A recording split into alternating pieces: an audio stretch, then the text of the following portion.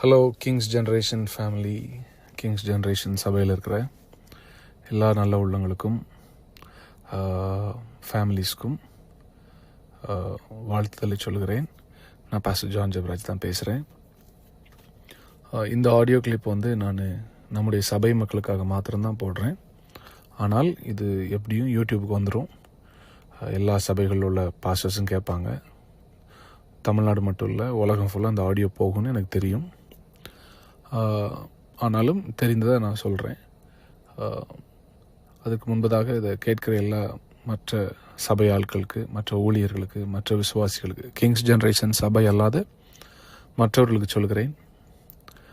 ஒருத்தருடைய பிரச்சனையை நம்ம என்டர்டெயின் பண்ணிட்டோ, இல்லை அதை குறித்த காசிப் பண்ணிட்டோ, இன்னொருத்தங்களுக்கு அனுப்பிட்டு அதை நம்ம தேவையில்லாத கமெண்ட்ஸ் பண்ணிட்டோ, இல்லை அந்த இன்னொருத்தருக்கு காயத்தை கொடுக்கறத நம்ம எப்போவுமே என்ஜாய் பண்ணக்கூடாது. அது நமக்கு நல்லது கிடையாது. நீங்கள் செய்வதற்கு கர்த்தர் உங்களுக்கு பதில் தருவாராக. கிங்ஸ் ஜென்ரேஷன் சபை மக்களோடு நான் கிட்டத்தட்ட அக்டோபர் மாதத்துலேருந்து நான் பேசலை. ஏன்னா அக்டோபர் மாதத்துக்கு அப்புறம் நான் கோயம்புத்தூரில் இல்லை, வெளியே போயிட்டேன். நான் இந்த ஆடியோவை நான் ரிலீஸ் பண்ணுற ஒரு கட்டாயத்தில் நான் வந்ததுனால வேறு வழி இல்லாமல் நான் ரிலீஸ் பண்ணுறேன். இந்த ஆடியோவில் நான் எல்லாம் பேச போகிறது கிடையாது. சில விஷயங்களை நம்முடைய சபை திறக்கப்படும் பொழுது ஜூன் 1 நம்முடைய சபையை மறுபடியும் கோயம்புத்தூர் பட்டணத்தில் திறக்கவிருக்கிறோம். எந்த கட்டடத்திற்காக நீங்கள் நிதி கொடுத்தீங்களோ அதே கட்டடத்தில் தான் நம்முடைய சபை ஆராதனை தொடங்கவிருக்கிறது. ஸோ நீங்கள் ஒருவேளை நீங்கள் ஆல்ரெடி வேறு சபைகள் நாங்கள் போயிட்டோம், இல்லை சிலர் இனி இந்த சபைக்கு நாங்கள் வர விரும்பலன்னு சொன்னால் கூட எனக்கு பிரச்சனை இல்லை. உங்களுக்காக நான் ஜெபிக்கிறேன். உங்களை மனதார நான் ரிலீஸ் பண்ணுறேன். உங்களை ஆசீர்வதிக்கிறேன். நீங்கள் எங்கே இருந்தாலும் நல்லா இருக்கணும். கிங்ஸ் ஜென்ரேஷன் ஆரம்பித்து 5 வருடங்கள் ஆகிறது. இந்த 5 வருஷத்தில் எத்தனை தியாகங்களை நான் சபைக்காக செய்திருக்கிறேன், இந்த சபை வளர்ச்சிக்காக செய்திருக்கிறேன், மக்களுடைய தேவைகளுக்காக செய்திருக்கிறேன். எத்தனை ஆயிரம் ஜனங்களை கர்த்தர் சுகமாக்கி இருக்கிறாருன்னு நீங்கள் எல்லாம் சாட்சி பார்த்துருக்கிறீங்க. ஆண்டவர் அந்த ஊழியத்தில் இருப்பதையும், ஆண்டவர் என்னோடு இருப்பதையும் பாடல்கள் மூலமாக, பிரசங்கத்தின் வாயிலாக எத்தனையோ ஹீலிங் டெஸ்டிமனிஸை நீங்கள் கேட்டு கர்த்தர் என்னோடு இருப்பதை கண்டுதான் கிட்டத்தட்ட 2300க்கும் மேற்பட்ட மெம்பர்ஸ் நம்ம சபையில் சேர்ந்தீங்க. என்னுடைய குடும்ப பிரச்சனையை நான் பொது இடத்தில் பேச விரும்பவில்லை, அதை செய்யவும் மாட்டேன். ஒருவேளை அவர்கள் தரப்பிலிருந்து ஏதாவது அவதூறான குற்றச்சாட்டுகளையோ இல்லை ஆதாரமற்ற குற்றச்சாட்டுகளையோ அவர்கள் பொது தளத்தில் வைத்தால் அதையும் நான் சந்திக்க தயார் என்று பதிவிடுகிறேன். அப்புறம் நானும் அநேக உண்மைகளை பச்சையாக வெளியே சொல்ல வேண்டிய வரும். அதற்கு எதிர்த்தரப்பினர், என்னுடைய ரீமாவுடைய குடும்பத்திலிருந்து அவங்க செய்ய மாட்டாங்க, கொஞ்சம் டீசெண்டாக நடந்துக்கிடுவாங்க நான் நினைக்கிறேன். என் குடும்ப பிரச்சனையை நான் கிட்டத்தட்ட அநேக ஆண்டுகள் சந்தித்து வருகிறேன். ஆனால் நானும் அவளும் அதை மேற்கொண்டு ஜெபத்தினாலும் அறிவுரைகளினாலும் மேற்கொண்டு நாங்கள் அதை தொடர்ந்து செய்து கொண்டே வந்தோம். அந்த பிரச்சனையை நான் அவசியப்படும் பொழுது சொல்கிறேன்னு சொல்லிட்டேன். அண்ட் பொது வளத்தில் நான் சொல்ல மாட்டேன், பொது தளத்தில் தான் சொல்ல மாட்டேன். நான் அது கடந்த ஒரு 2 வருடமாக கொஞ்சம் டாக்ஸிக்காக மாறி, அண்ட் குறிப்பாக இந்த ஜூன் மாதத்திற்கு முன்பதாக சில காரியங்கள் நிமித்தமாக எனக்கும் அவளுக்கும் உண்டான சில வாக்குவாதங்கள், சில கான்வர்சேஷன்ஸில் நான் 2 முறை சொல்லியிருந்தேன். இதற்கப்புறமும் இந்த மாதிரி பிரச்சனை தொடர்ந்து நடந்தால் அது டிவோர்ஸை நோக்கி போக வாய்ப்பு இருக்குது, வேண்டான்னு சொன்னேன். அதன் பின்பதாகவும் அது நடந்தது. ஸோ அதனால் நான் அதை முழுசாக சொல்ல விரும்பலை. ஸோ ஷார்ட்டாக உங்களுக்கு நான் சொல்கிறேன். அதுலேருந்து நான் வெளியே வந்தேன். ஜூன் மாதமே நான் என்னுடைய வீட்டிலேருந்து வெளியே விட்டேன். ஜூன் மாதமே வந்துட்டு அதன் பின்பதாக நான் அவங்கக்கிட்ட சொன்ன காரியம், இது உலகத்திற்கு தெரிய வேண்டாம், நம்ம இதை நமக்குள்ளேயே சுமூகமாக முடித்து விடலாம் என்று ஜூன் 1 வாரத்திலேயே நான் வீட்டில் பேசிவிட்டு தான் வெளியே வந்தேன். என்னன்னா, நான் என்னுடைய ஊழியத்தில் இந்த சபையை ஆரம்பிக்கும் பொழுது யாருமே என் கூட இல்லை. எனக்கு அசிஸ்டன்ட் பாஸ்டர்னு யாரும் நான் நியமிக்கலை, அசோசியேட் பாஸ்டர் யாரையும் நான் நியமிக்கலை. ஆனால் ஊழியம் வளர கொஞ்ச நாட்கள், ஏன்னா நம்முடைய சபை வந்து ஒய்எம்சியில் தான் ஆரம்பித்தோம், கோயம்புத்தூர் ஒய்எம்சியில். கொஞ்ச நாள் ஆக ஆக சபை வளர்ந்தது. அப்புறம் கொரோனா காலத்தில் எல்லா சபையும் மூடப்பட்டது. அதன் பின்பதாக வேறொரு இடத்துல தொடங்க வேண்டும். ஏன்னா கொரோனா காலத்திலும் நம்முடைய எண்ணிக்கை மெம்பர்ஸ் வந்து ஆன்லைன் மூலமாக அதிகமானாங்க. அவர்கள் எல்லாம் வந்தால் வேற ஒரு இடம் தேவைப்படுமேன்னு சொல்லி தான் நம்ம வந்து வேற ஒரு இடத்த நோக்கி போகிறோம். இந்த காலகட்டத்தில் தான் ஒரு நபர் வந்து எனக்கு அறிமுகமாகிறார்.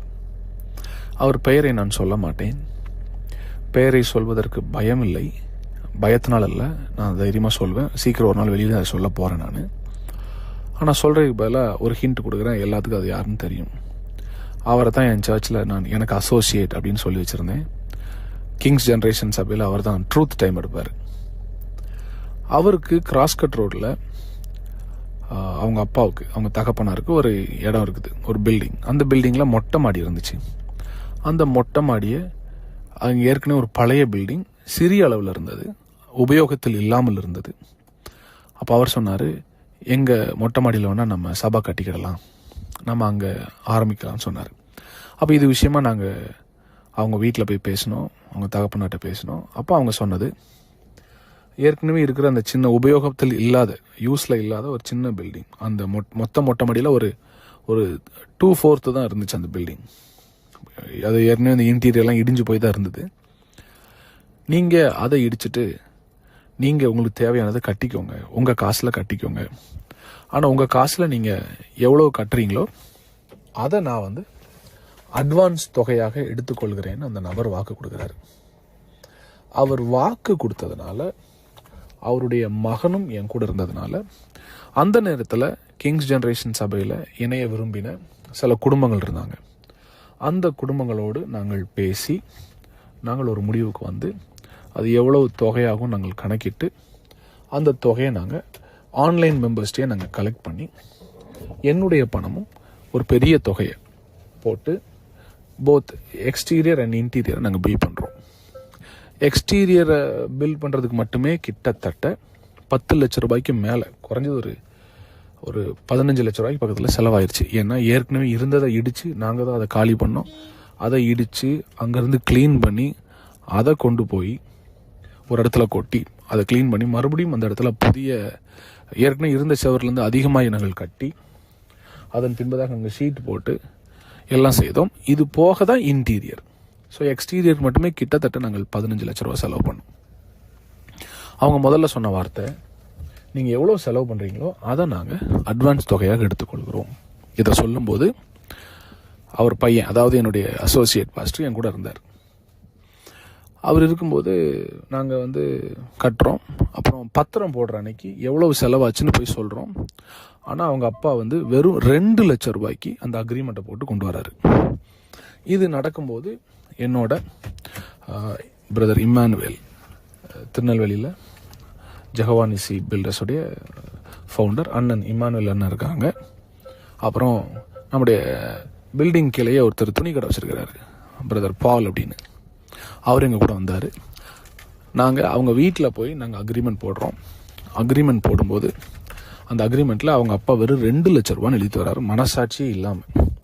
அப்போ நாங்கள் அங்கே உட்காந்து மறுபடியும் அதை தர்க்கம் பண்ணோம். நாங்கள் சொன்னோம், நீங்கள் எக்ஸ்டீரியர் கட்டிக்கோங்க, அப்போது அதுக்குரிய பணத்தை நான் என்ன செஞ்சிட்றேன், அட்வான்ஸாக எடுத்துக்கிறேன்னு சொன்னீங்க. ஆனால் இப்போ கடைசியில் வெறும் 2 லட்ச ரூபா போடுறீங்களா அங்கிள், நான் பேசுகிறோம்.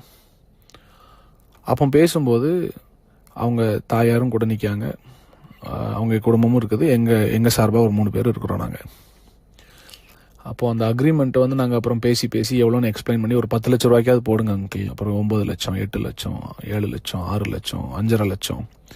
கடைசியில் நான் சொன்னேன், நீங்கள் ஆண்டோருக்காக நீங்கள் கட்டுறதை நீங்கள் ஏன் இவ்வளோ தர்க்கம் பண்ணுறீங்க அங்கிள், நீங்கள் சொன்னதை நாங்கள் செஞ்சோம், 15 லட்ச ரூபா செலவு பண்ணியிருக்கோம், நீங்கள் அட்லீஸ்ட் ஒரு 5 லட்சமாவது போடுங்கன்னு சொன்னதுக்கப்புறம் வெறும் 5 லட்சத்துக்கு அந்த ஒப்பந்தம் எழுதப்பட்டது. அவர் பிரிண்ட் பண்ணி கொண்டு வந்து 2 லட்சம். ஆனால் நான் கையில் அதை மாற்றி திருத்தி எழுதினேன். 5 லட்ச ரூபாய் செலவு, அதை வந்து நான் வந்து திருத்தி எழுதினேன். 5 லட்ச ரூபாய் செலவானதுனால இந்த 5 லட்சத்தை நாங்கள் வந்து அட்வான்ஸாக கருதுகிறோம் அப்படின்னு நாங்கள் எழுதி எழுதினதுக்கு பின்பதாக அங்கே இருந்த சாட்சி கையெழுத்து, அதாவது எட்வின் நம்ம இம்மானுவல் அண்ணன், அப்புறம் பால் பிரதர், நான் 3 பேரும் எழுதி அதில் சாட்சி கையெழுத்தும் போடுறோம் 5 லட்சத்துக்கு. அந்த பத்திரத்தில் கையால் எழுதுனதுனால அவங்க அப்பா என்ன சொன்னார், இதை நான் ஒரு பிரிண்ட் எடுத்து கொண்டு வரேன், இப்போதைக்கு இதை பேசிக்கிறோம், மறுபடியும் நம்ம என்ன செஞ்சிடலாம், இன்னொரு தடவை கையெழுத்து போடலாம் அப்படின்னு சொல்லிட்டு போனார். அதுக்கப்புறம் நாங்கள் சபையில் உள்ளே போயிட்டோம். மாத வாடகை நாங்கள் கொடுத்துட்டு இருந்தோம். கரண்ட் பில் நாங்கள் தான் கட்டினோம், தண்ணி பில் நாங்கள் தான் கட்டினோம். அப்போ நான் ஒரு வாரம் கழித்து மறுபடியும் இந்த அசோசியேட் அவர்கிட்ட இந்த ட்ரூத் டைம் எடுத்தார்ல கிங்ஸ் ஜென்ரேஷனில், அவர்கிட்ட கேட்குறேன், பிரதர் உங்கள் அப்பா எனக்கு இன்னும் அந்த அக்ரிமெண்ட்டே தரலையே. அப்போ இவர் சொன்னார், எங்கள் அப்பா ஹரிச்சந்திர மாதிரி பாஸ்டர், எங்கள் அப்பாவுடைய வார்த்தை ரொம்ப சுத்தமாக இருக்கும், எங்கள் அப்பாவுக்கு அக்ரிமெண்ட் பேப்பரை விட அவர் வார்த்தை தான் ரொம்ப சுத்தமான ஆள் அப்படின்னு சொன்னோன்னே நான் இவர்கிட்ட சொன்னேன், பிரதர் உங்கள் அப்பாவை நான் நம்பலை, பேப்பரையும் நான் நம்பலை, ஆனால் உங்களை நான் நம்புகிறேன், உங்களை நான் நேசிக்கிறேன், நீங்கள் புது உடன்படிக்கைன்னு சொல்லி என் கூட வந்து சேர்ந்ததுனால நான் உங்களை நம்புகிறேன், உங்கள் ஹார்ட்டை நம்புகிறேன்னு சொல்லிட்டு அந்த அக்ரிமெண்ட் பேப்பரை பற்றி அப்புறம் நான் பேசவே இல்லை. சபையும் 5 ஆண்டுகள் நடைபெறுகிறது. நீங்கள் ஒரு காரியத்தை கவனிக்கணும். 2024 ஜூன் மாதம் நான் வீட்டை விட்டு வெளியே வர்றேன் பிரச்சனையினால. வெளியே வரும்போது நான் இம்மீடியட்டாக எங்கள் அப்பா அம்மாவுக்கும் சொல்லிட்டேன், என்னை சுற்றிலும் இருந்த எல்லாருக்கும் அதை நான் சொல்லிட்டேன், முக்கியமான நபர்களுக்கு சொல்லிட்டேன், இன்க்ளூடிங் ப்ராஃபட் டிஜோவுக்கு அது தெரியும். நான் வெளியே வர்றதுக்கு முன்னால் இந்த மாதிரி சில முடிவுகளை குடும்பத்தில் நான் எடுக்கிறேன் என்று நான் முதல்ல நம்பி சொன்னதே அவர்கிட்ட தான். யாரு என் கூட அந்த அசோசியேட்டாக இருந்தார்ல ஒருத்தர், இந்த ட்ரூத் டைம் பேசுகிறவர், கிங்ஸ் ஜென்ரேஷனில் வாக்கு மாறாத குடும்பத்தை சார்ந்தவர், பொய் சொல்ல தெரியாத ஒரு குடும்பம், அவர்கிட்ட தான் நான் ஃபஸ்ட்டு சொல்கிறேன், இந்த மாதிரி என்னுடைய குடும்பத்தில் ஒரு சிறிய பிரச்சனை போகுது, இந்த மாதிரின்னு சொன்னோன்னா அவர் ஃபஸ்ட்டு சொன்ன வார்த்தை, பாஸ்டர் நீங்கள் என்ன முடிவு எடுக்கிறீங்களோ நாங்கள் உங்கள் கூட இருக்கிறோம், நாங்கள் சபையாக நிற்கிறோன்னாரு. அதன் பின்பதாக நான் அமைதியாக தான் இருந்தேன். ஒரு மாதம், ஒரு 1.5 மாதம் போகும்போது எங்களுடைய சபையில் மொத்தமும் எதிர்த்தரப்பினரால், அதாவது என்னுடைய மனைவியின், அவளை நான் குறை சொல்ல விரும்பலை, நாங்கள் என்ன எங்களுக்கு தெரிய வருது அப்படின்னா, சபையில் இருக்கிற அநேகருக்கு இந்த விஷயம் தெரிய ஆரம்பிக்கிறது. இதை யார் சொன்னா, ஏன் சொல்கிறாங்க எனக்கு ஒன்றுமே புரியலை. இப்போ கூட அது எனக்கு ஒரு டவுட் இருக்குது, ஒருவேளை இவர் மூலமாக தான் போயிருக்க வாய்ப்பு இருக்குன்னு எனக்கு தோணுது. இப்போ சபையில் அதனுடைய ரிஃப்ளெக்ஷன்ஸ் தெரியுது, பாஸ்டருடைய ஃபேமிலியில் ஏதோ ஒரு சிறிய சலசலப்பு போகுதுன்னு. நான் இதன் நிமித்தமாய் ஜூலை ஆகஸ்ட் மாதம்லாம் வரும்போது ஒரு ஒரு ஸ்ட்ராங்கான ஒரு டெசிஷனுக்கு வர்றேன். வந்துட்டு எங்கள் குடும்பத்துலேயும் பேசிட்டு, எங்கள் சபையில் சில ஒரு குற்றச்சாட்டை ஒரு குறிப்பிட்ட குடும்பத்தின் மீது வைத்துக்கொண்டே இருந்தாங்க. அப்போ அவங்க குடும்பத்தோடு நாங்கள் போய் பேசிட்டோம், என்னென்ன நடக்கும், இதுக்கப்புறம் நாங்கள் என்ன முடிவு எடுக்க போகிறோம்னு பேசி நாங்கள் முடிச்சிட்டோம். இந்த எனக்கும் என் மனைவிக்கும் ஒரு சிறிய சலசலப்பு போகிறது என்பதை அறிந்து கொண்டு இந்த நபர், அதாவது அந்த அசோசியேட்டு ட்ரூத் டைம் எடுக்கிறவர், என் மனைவி கூட போய் ஜாயின் பண்ணுறாரு, கை கோத்துட்டார். எனக்கு இது தெரியவே தெரியாது. அவர் முதல்ல போகும்போது நடுநிலை மாதிரி போகிறார், கம்ப்ளீட்டாக அந்த சைடு போகாமல் நடுநிலையாக போயிட்டு அவங்க சைடும் பேசுகிறாரு, என் சைடும் பேசுகிறாரு. இதை பற்றி எனக்கு தெரியவே தெரியாது. நான் அநேக காரியத்தை சொல்ல அது அந்த சைடு தெரிய இது போய்கொண்டே இருக்குது. இதற்கிடையில் இதை வந்து நான் பப்ளிக்கில் நான் வெகு சீக்கிரத்தில் அனௌன்ஸ் பண்ணுவேன். இதை குறித்து எனக்கு பயமும் இல்லை. எந்த பெண்ணை ரொம்ப ஒரு பெண் பிள்ளைங்க தாக்கி அசிங்கப்படுத்தி அவமானப்படுத்தி சபையை விட்டு வெளியேற்றணும்னு நினச்சாங்களோ அந்த பெண்ணின் குடும்பத்தோடு எங்கள் குடும்பம் பேசிவிட்டார்கள். ஒருவேளை இது டிவோர்ஸ் ஆனால் என்ன செய்யலாம், நம்ம அடுத்த திருமணத்தை நம்ம செய்து கொள்ளலாம், அது வரைக்கும் நமக்குள்ளே இது இருக்கட்டும்னு சொல்லி நாங்கள் உள்ளதான் பேசி வச்சுருந்தோம். அப்போ என்னோட சபையில் சில வாலிபர்கள் ரொம்ப க்ளோஸாக இருப்பாங்க. அதில் குறிப்பாக ஒரு நபர் வந்து எனக்கு அடிக்கடி என் கூட வெளியில் டிரைவராக வருவார், கார்லாம் ஓட்டுவார். நான் அவங்க பேரை சொல்லலாமா வேண்டாமான்னு யோசித்த போது என் மனசாட்சி சொன்னிச்சு, நீ ஒரு நாள் அதை காண்பித்து கொடுக்காத, கர்த்தர் பார்த்து கொள்வார், ஆண்டவர் இதை செய்வார். நான் இந்த ஆடியோவுடைய முடிவில் என்னென்ன சில காரியங்களை கர்த்தர் ஏற்கனவே செய்ய ஆரம்பித்து விட்டார் என்பதை நான் சொல்கிறேன். அது நிச்சயமாய் உங்களுக்கு தெரிய வரும். அப்போ நாங்கள் குடும்பமாக ஆல்ரெடி இதை பேசி முடித்ததுனால நாங்கள் சேர்ந்து வெளியே போவதுண்டு, தனியில் சேர்ந்து வெளியே போவதுண்டு. போகும் பொழுது ஒரு அக்கேஷனில் என் கூட 5-6 ஃபேமிலிஸ் இருக்கிறாங்க, எல்லாருமே பொது இடத்துல இருக்கும் பொழுது ஒரு பர்த்டே ஃபங்க்ஷனில் நான் எதேர்ச்சியாக கொடுத்த ஒரே ஒரு முத்த காட்சி, அது ஒன்றும் இல்லை, ஒரு ரொம்ப ஃபார்மல் கிஸ். அது நீங்கள் இது கொச்சையாக எனக்கு தெரியும், இதை நிறைய பேர் யூடியூப்பில் டைட்டில்லாம் போடுவீங்க. நீங்கள் போட்டாலும் எனக்கு பிரச்சனை இல்லை. ஏன்னா நான் மறுபடியும் இதை நானே என்னுடைய சேனலில் இந்த வீடியோ நான் போடுறேன். இது போட்டதுக்கப்புறம் நிறைய பேருக்கு பதில் தெரியும். அந்த வீடியோவை என் டிரைவர் கையில் வச்சிருக்கிறார். பிரியமானவர்களே, இந்த பிரச்சனை ஒரு பக்கம் போயிட்டு இருக்கும்போது எதிர்த்தரப்பினர்லேருந்து என் சைடில் இருந்த சில வாலிபர்கள் அவங்க பக்கத்தில் போகிறாங்க. காரணம் எல்லாமே எங்கள் கூட க்ளோஸாக தானே இருந்தாங்க. இருக்கும்போது அதில் ஒரு வாலிப தம்பி இருக்கான். அவங்க அப்பா ஒரு சர்ச்சு பாஸ்டர். அவர் அடுத்து நான் இந்த ஆடியோ இதோட முடியாது, 2-3 ஆடியோஸ் நான் போடுவேன். அதில் சில ஆடியோஸ் நான் இந்த துரோகம் செய்த சில வாலிபர்களுடைய அப்பா அம்மா கிட்ட நான் நேரடியாக பேச போகிறேன். பேசி இது எப்படிப்பட்ட சாபத்தை கொண்டு வரும், இது எப்படிப்பட்ட காரியத்தை உங்கள் பிள்ளைகள் செய்திருக்கிறாங்க நான் நேரடியாகவும் யூடியூப்லேயும் நான் பேசுவேன். பட் ஒரு நாளும் பேர் சொல்ல மாட்டேன். அவங்க எல்லாம் கூட சேர்ந்துட்டு எப்படியாவது என்னை பழி வாங்க வேண்டும், என்னை தீர்த்து கட்ட வேண்டும் என்று என்னை ஒரு இது பண்ணுறாங்க. அப்போ நீங்கள் யோசிப்பீங்க, எதுக்கு அவங்கள பழி வாங்குறாங்க? அவர்கள் சில காரியத்தில் மாட்டி நான் அதை எங்களுக்குள்ளேயே பேசி முடித்தோம். ஆனால் நான் அதை வெளியே சொன்னதாக அவர்களிடத்தில் போய் யாரோ சொல்லிட்டாங்க. அதுவும் இந்த நபராகத்தான் இருக்கும் என்று எனக்கு இப்போ எல்லாம் சந்தேகம் வருகிறது. கடைசியில் அவங்க ஒரு டீமாக சேர்றாங்க. இவங்க எல்லாம் சேர்ந்து இந்த ஒரு வீடியோ மட்டும்தான் அவங்க சைடில் இருக்குது.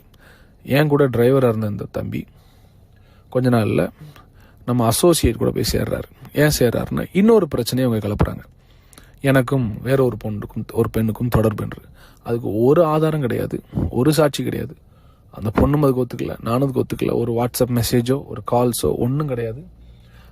ஆதாரமற்ற ஒரு பெரிய அபாண்டமான ஒரு பழியை என் மீதும் அந்த பெண் மீதும் போடுறாங்க. இன்ஃபேக்ட் நான் தான் அவங்க 2 பேருக்கும் கல்யாணம் பண்ணி வச்சேன். நான் தான் அவங்க கூட நின்று எல்லாம் பண்ணியிருக்கிறேன். அவங்க என்னை அப்பான்னு தான் கூப்பிடுவாங்க. அந்த பெண்ணோட என்னை தொடர்பு படுத்தி பேசின உடனே நான் இமீடியட்டாக நான் அவங்க வீட்டில், அந்த பையன் பொண்ணு வீட்டில் தான் நான் தங்கியிருந்தேன் கொஞ்சம் நாட்கள், கொஞ்சம் மாதங்கள் கூட சொல்லலாம். நான் தனியாக இல்லை, அந்த வீட்டில் பெரியவர்களும் தங்கியிருந்தார்கள். இந்த குற்றச்சாட்டு வந்த அன்னைக்கே நான் அந்த வீட்டை காலி பண்ணிவிட்டு நான் வெளியே வந்து நான் வேற ஒரு இடத்துக்கு போயிட்டேன். வீட்டை விட்டு அநேக நாட்கள் வெளியே இருந்த நான் மறுபடியும் செப்டம்பர் மாதம் இந்த பிரச்சனைகள் அதிகமாகிறது போல தோணுன உடனே சரி, சபையை காப்பாற்ற வேண்டும், ஊழியத்தை காப்பாற்ற வேண்டும், நம்முடைய பர்சனல்னா கூட நம்ம என்ன செஞ்சிடலாம், பல்ல கடிச்சிட்டு நம்ம வாழ்ந்துடலாம்,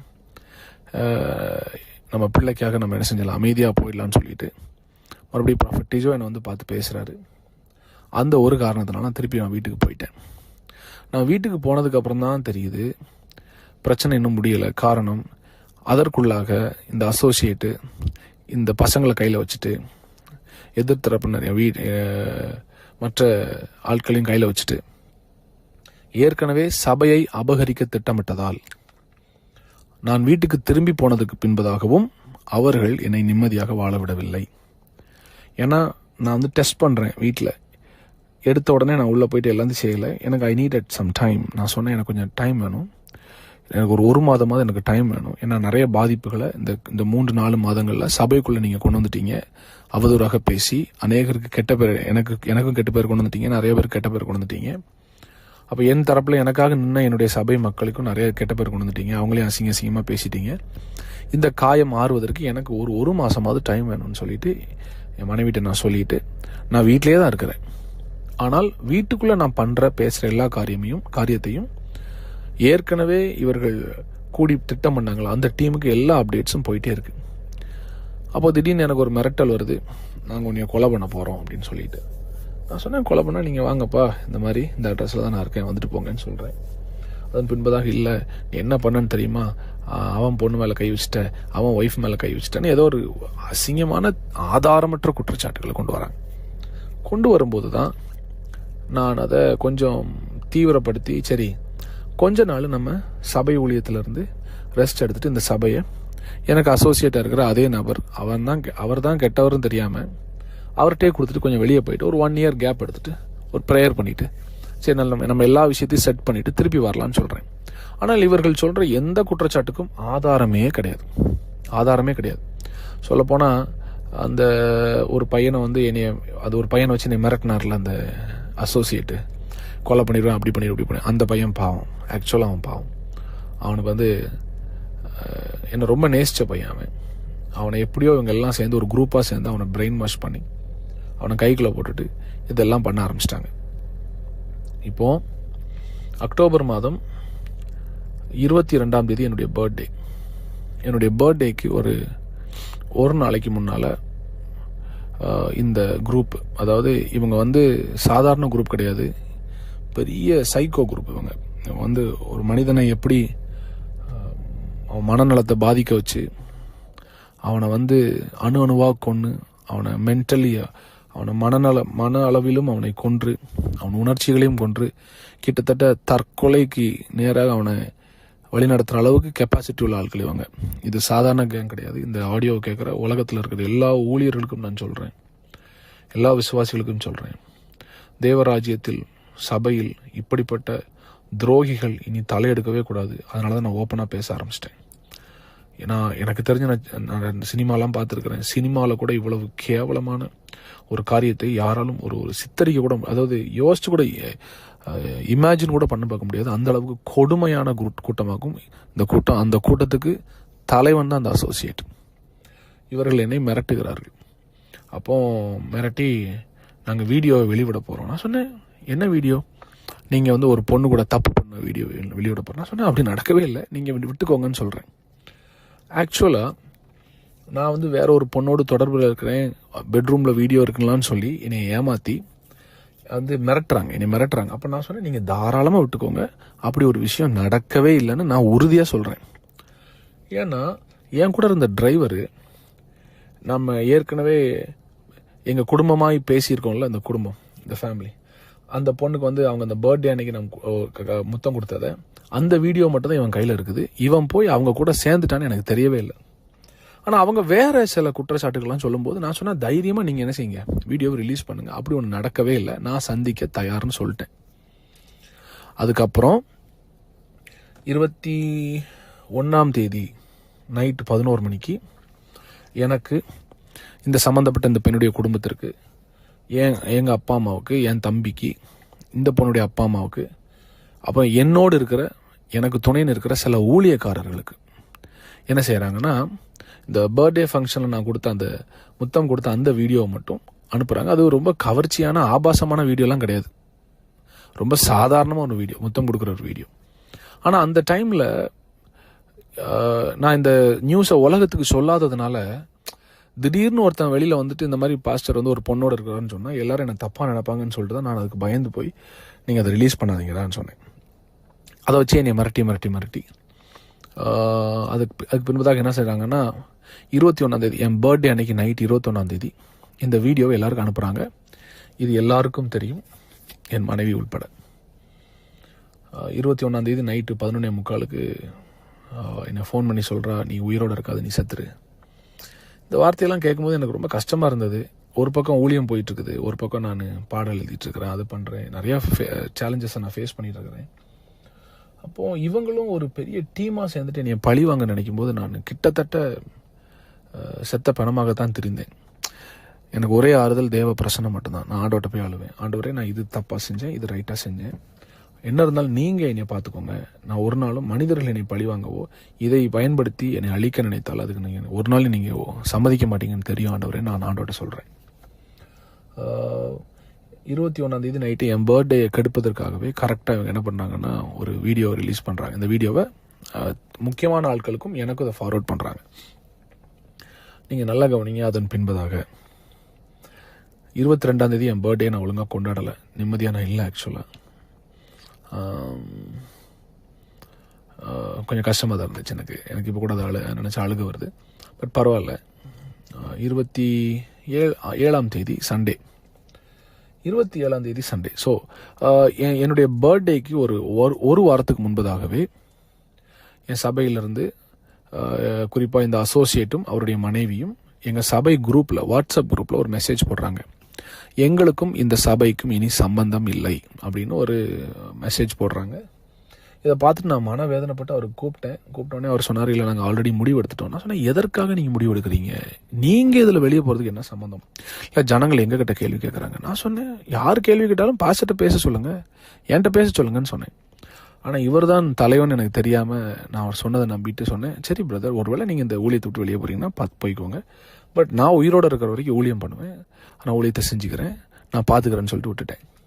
2 வாரத்துக்கு முன்பதாகவே இந்த சபையின் ஊழியத்திலிருந்து விடுபடுகிறேன் என்று சொன்ன இந்த நபர் அந்த பசங்கள் கூட தான் கான்டாக்டில் இருந்தார். இன்ஃபேக்ட் அந்த ஒரு தம்பி வந்து என்னை ஒரு நாள் நைட் ஃபோன் பண்ணி உன்னை கொலை பண்ணிடுவேன், அதை பண்ணிடுவேன்னு சொல்லும்போது அதுக்கு கான்ஃபரன்ஸ் கால் போட்டு தந்ததே இவர் தான். அப்போ இவரோடு தான் அவங்க எல்லாமே கனெக்ஷனில் இருக்கிறாங்க. ஒரு பெரிய நாடகம் என்னை சுற்றி அரங்கேறி கொண்டு இருக்கிறது. எனக்கு வந்து இதை கிரகிக்க முடியல. என்னென்னா என் கூட இருந்த பசங்களை இவன் எனக்கு விரோதமாக திருப்பி விட்டுட்டானேன்ற ஒரு ஆதங்கத்தில் என்னால் சாப்பிட முடியல, என்னால் ஒன்றுமே செய்ய முடியல. 2வது ஒரு பதட்டம் இருந்தது. இதை கேட்குற எல்லா ஊழியர்களுக்கும் வந்து இந்த பதட்டம் வந்து வந்திருக்கணும். அதாவது உங்களுக்கு இப்படி ஒரு சம்பவம் நடந்தால், உங்களுக்கு வாழ்க்கையில் இந்த மாதிரி ஒரு காரியம் நடந்துச்சுன்னா, இப்படி ஒரு குரூப் உங்கள் சர்ச்சில் இருந்து உங்கள் வீடியோ ரிலீஸ் பண்ண போகிறோன்னு சொன்னால் உங்கள் மனநிலைமை எப்படி இருக்குன்னு யோசிச்சு பாருங்கள். இல்லை உங்கள் பிள்ளைகளுக்கு இப்படி நடந்திருந்தால் அது எப்படி இருக்குன்னு யோசிச்சு பாருங்கள். நான் வந்து ரொம்ப வேதனைப்பட்டு என்னால் சாப்பிட முடியல, தூங்க முடியல. ஒரு பக்கம் வந்து குடும்பத்தில் போகும் இந்த பிரச்சனை, 2வது சபையில் போகும் இந்த பிரச்சனை. ஆனாலும் சபை ஒரு பக்கம் வளர்ந்துட்டே இருக்கு. வார வாரம் ஹீலிங் டெஸ்டிமனிஸ் நடக்குது. கர்த்தர் என்னை கைவிடவே இல்லை, கர்த்தர் என் கூட இருக்கிறார். சபையிலிருந்து விடுபடுகிறேன் என்று சொன்ன இந்த நபர் கரெக்டாக பிரச்சனை நடந்த அன்று நான் வந்து 26ஆம் தேதி வீட்டில் இருந்து கிளம்பி மதுரைக்கு போகிறேன். என் ஒய்ஃப்ட்ட சொல்கிறேன், நாளைக்கு நான் ஒரு கெஸ்ட் ஸ்பீக்கர் அரேஞ்ச் பண்ணிட்டேன், அவர் வருவார், எனக்கு கொஞ்சம் டைம் வேணும், ஒரு 2 மாதம் டைம் வேணும். நான் அவர் கையில், கெஸ்ட் ஸ்பீக்கராக வந்தது என் தம்பி பாஸ்டர் ஜெனில்குமார், அவர் கையில் கொடுத்துட்டு நீங்கள் சர்ச் நடத்துங்க தம்பி, நீங்கள் நடத்துங்க, எனக்கு ஒரு 6 மாதம் டைம் தாங்க, நீங்கள் நடத்துங்க, நான் திருப்பி வர்றேன்னு சொல்லிட்டு நான் போகிறேன். ஆனால் 26ஆம் தேதி நான் கிளம்பும்போது எனக்கு ஒரு ஹிண்ட்டும் இல்லை அடுத்த நாள் இவங்க சபைக்கு வர போகிறாங்க. 26ஆம் தேதி நான் ஊருக்கு கிளம்பி போனதுக்கப்புறம் நான் இல்லாததை தெரிந்து கொண்டு, அது எப்படி தெரிஞ்சாங்கன்னு, நான் ஊருக்கு போனதை ஒரு நபர்கிட்ட வீட்டில் மட்டும் தான் சொல்லிட்டு போனேன். ஆனால் இவங்க எல்லாத்துக்கும் நான் இல்லாதது எப்படி தெரியும்னு தெரில. உங்கள் எல்லாத்துக்கும் இப்போ புரிஞ்சிருக்கும், இவங்க எல்லாரும் ஒரே டீமாக செயல்பட்டுருக்காங்கன்னு. இவங்க ஒரே டீமாக செயல்பட்டு 27ஆம் தேதி நான் மதுரையில் காலையில் 7 மணிக்கு எந்திரிக்கும். எனக்கு ஃபஸ்ட்டு ஃபோன் கால் வந்து என் ஒய்ஃப் தான் கூப்பிட்றா, அந்த மாதிரி அந்த பசங்க வந்து சர்ச்சில் வந்து பிரச்சனை பண்ணுறாங்க. நான் சொன்னேன், எந்த பசங்க வர்றாங்க? இல்லை அந்த குறிப்பிட்ட ஒரு 3 பசங்களுடைய பேர் சொல்லி அவங்க வந்திருக்காங்க. என்ன பிரச்சனை பண்ணுறாங்க? ஏதோ ஒரு வீடியோ வச்சுருக்காங்க. என்ன வீடியோ வச்சுருக்குறாங்க? அவங்க சொன்னதும் அவங்க கொண்டு வந்ததும் வேறு. 2வது, இதுக்கு அந்த சபையை நிறுத்த இவங்க பிளான் பண்ணும்போது இதற்கு முதல்ல ஹெட்டாக நின்று பிளான் பண்ணதே என்னுடைய அசோசியேட் தான், அந்த ட்ரூத் டைம் எடுக்கிறவர் தான். அவரும் அன்றைக்கி இந்த சர்ச்சுக்கு வந்திருக்கிறார். அப்போ எனக்கு முதல் கேள்வி மனசில் எழும்புச்சு, 2 வாரத்துக்கு முன்னால் இந்த சபைக்கும் எனக்கும் பிரச்சனை இல்லைன்னு சொன்ன நபர் எதற்காக வந்து நிற்கிறார்? அடுத்து அவர் எனக்கு லேட்டராக சொன்னது, பாஸ்டர் அவங்க வந்து பிரச்சனை பண்ண வந்தாங்க, உங்களை அட்டாக் பண்ண வந்தாங்க, உங்களுக்கு எதுவும் ஆயிடக்கூடாதுன்னு தான் நாங்கள் கூட வந்தோம். என்னுடைய ஒரே கேள்வி, அப்போ நீ முதல்ல எனக்கு தானே ஃபோன் பண்ணி சொல்லியிருக்கணும் இந்த மாதிரி பசங்க வராங்கன்னு, ஏன் ஃபோன் பண்ணி சொல்லலை? கேட்டால் நீங்கள் என் ஃபோன் நம்பரை பிளாக் பண்ணிட்டீங்க. இவர் எப்போ சர்ச்சுக்கு வரமாட்டேன், இந்த சர்ச்சை விட்டு வெளியே போகிறேன்னு சொன்னாரோ அவர் மேலே வருத்தத்தில் நான் பிளாக் பண்ணேன். ஆனால் அவருடைய மனைவியின் ஃபோனை நான் பிளாக் பண்ணல. 2வது, அவர் ஃபோன்லேருந்து மட்டும் இல்லை, அவர் என்னை காண்டாக்ட் பண்ண நினச்சிருந்தா எந்த ஃபோன்லேருந்து என்னை காண்டாக்ட் பண்ணியிருக்கலாம், அட்லீஸ்ட் ஒரு மெசேஜாவது அனுப்பியிருக்கலாம் எனக்கு அவர். ஆனால் அவர் செய்யவே இல்லை. என்னையை காப்பாற்றுவதை போல ஒரு நாடகம் ஆடிட்டு இந்த பசங்களை தூண்டி விட்டதே இந்த நபர் தான். அன்னைக்கு காலையில் வந்து சபையை நிறுத்தும்போது இவங்களுக்கு எப்படி சர்ச்சை நிறுத்தணுன்ற ஐடியா வந்துச்சுன்னு எனக்கு இப்போவும் புரியவே இல்லை. இவங்க சொல்லுகிற குற்றச்சாட்டுக்கும் சபைக்கும் என்ன சம்மந்தம்னு தெரியல. ஒருவேளை அது உண்மை கிடையாது, ஒருவேளை அந்த அவங்க சொல்கிற குற்றச்சாட்டு உண்மையாக இருந்தால் கூட அது ஒரு வீட்டுக்குள்ளேயோ ஒரு வெளியில் வச்சோ பேசி தீர்க்கப்பட வேண்டிய ஒரு விஷயம்.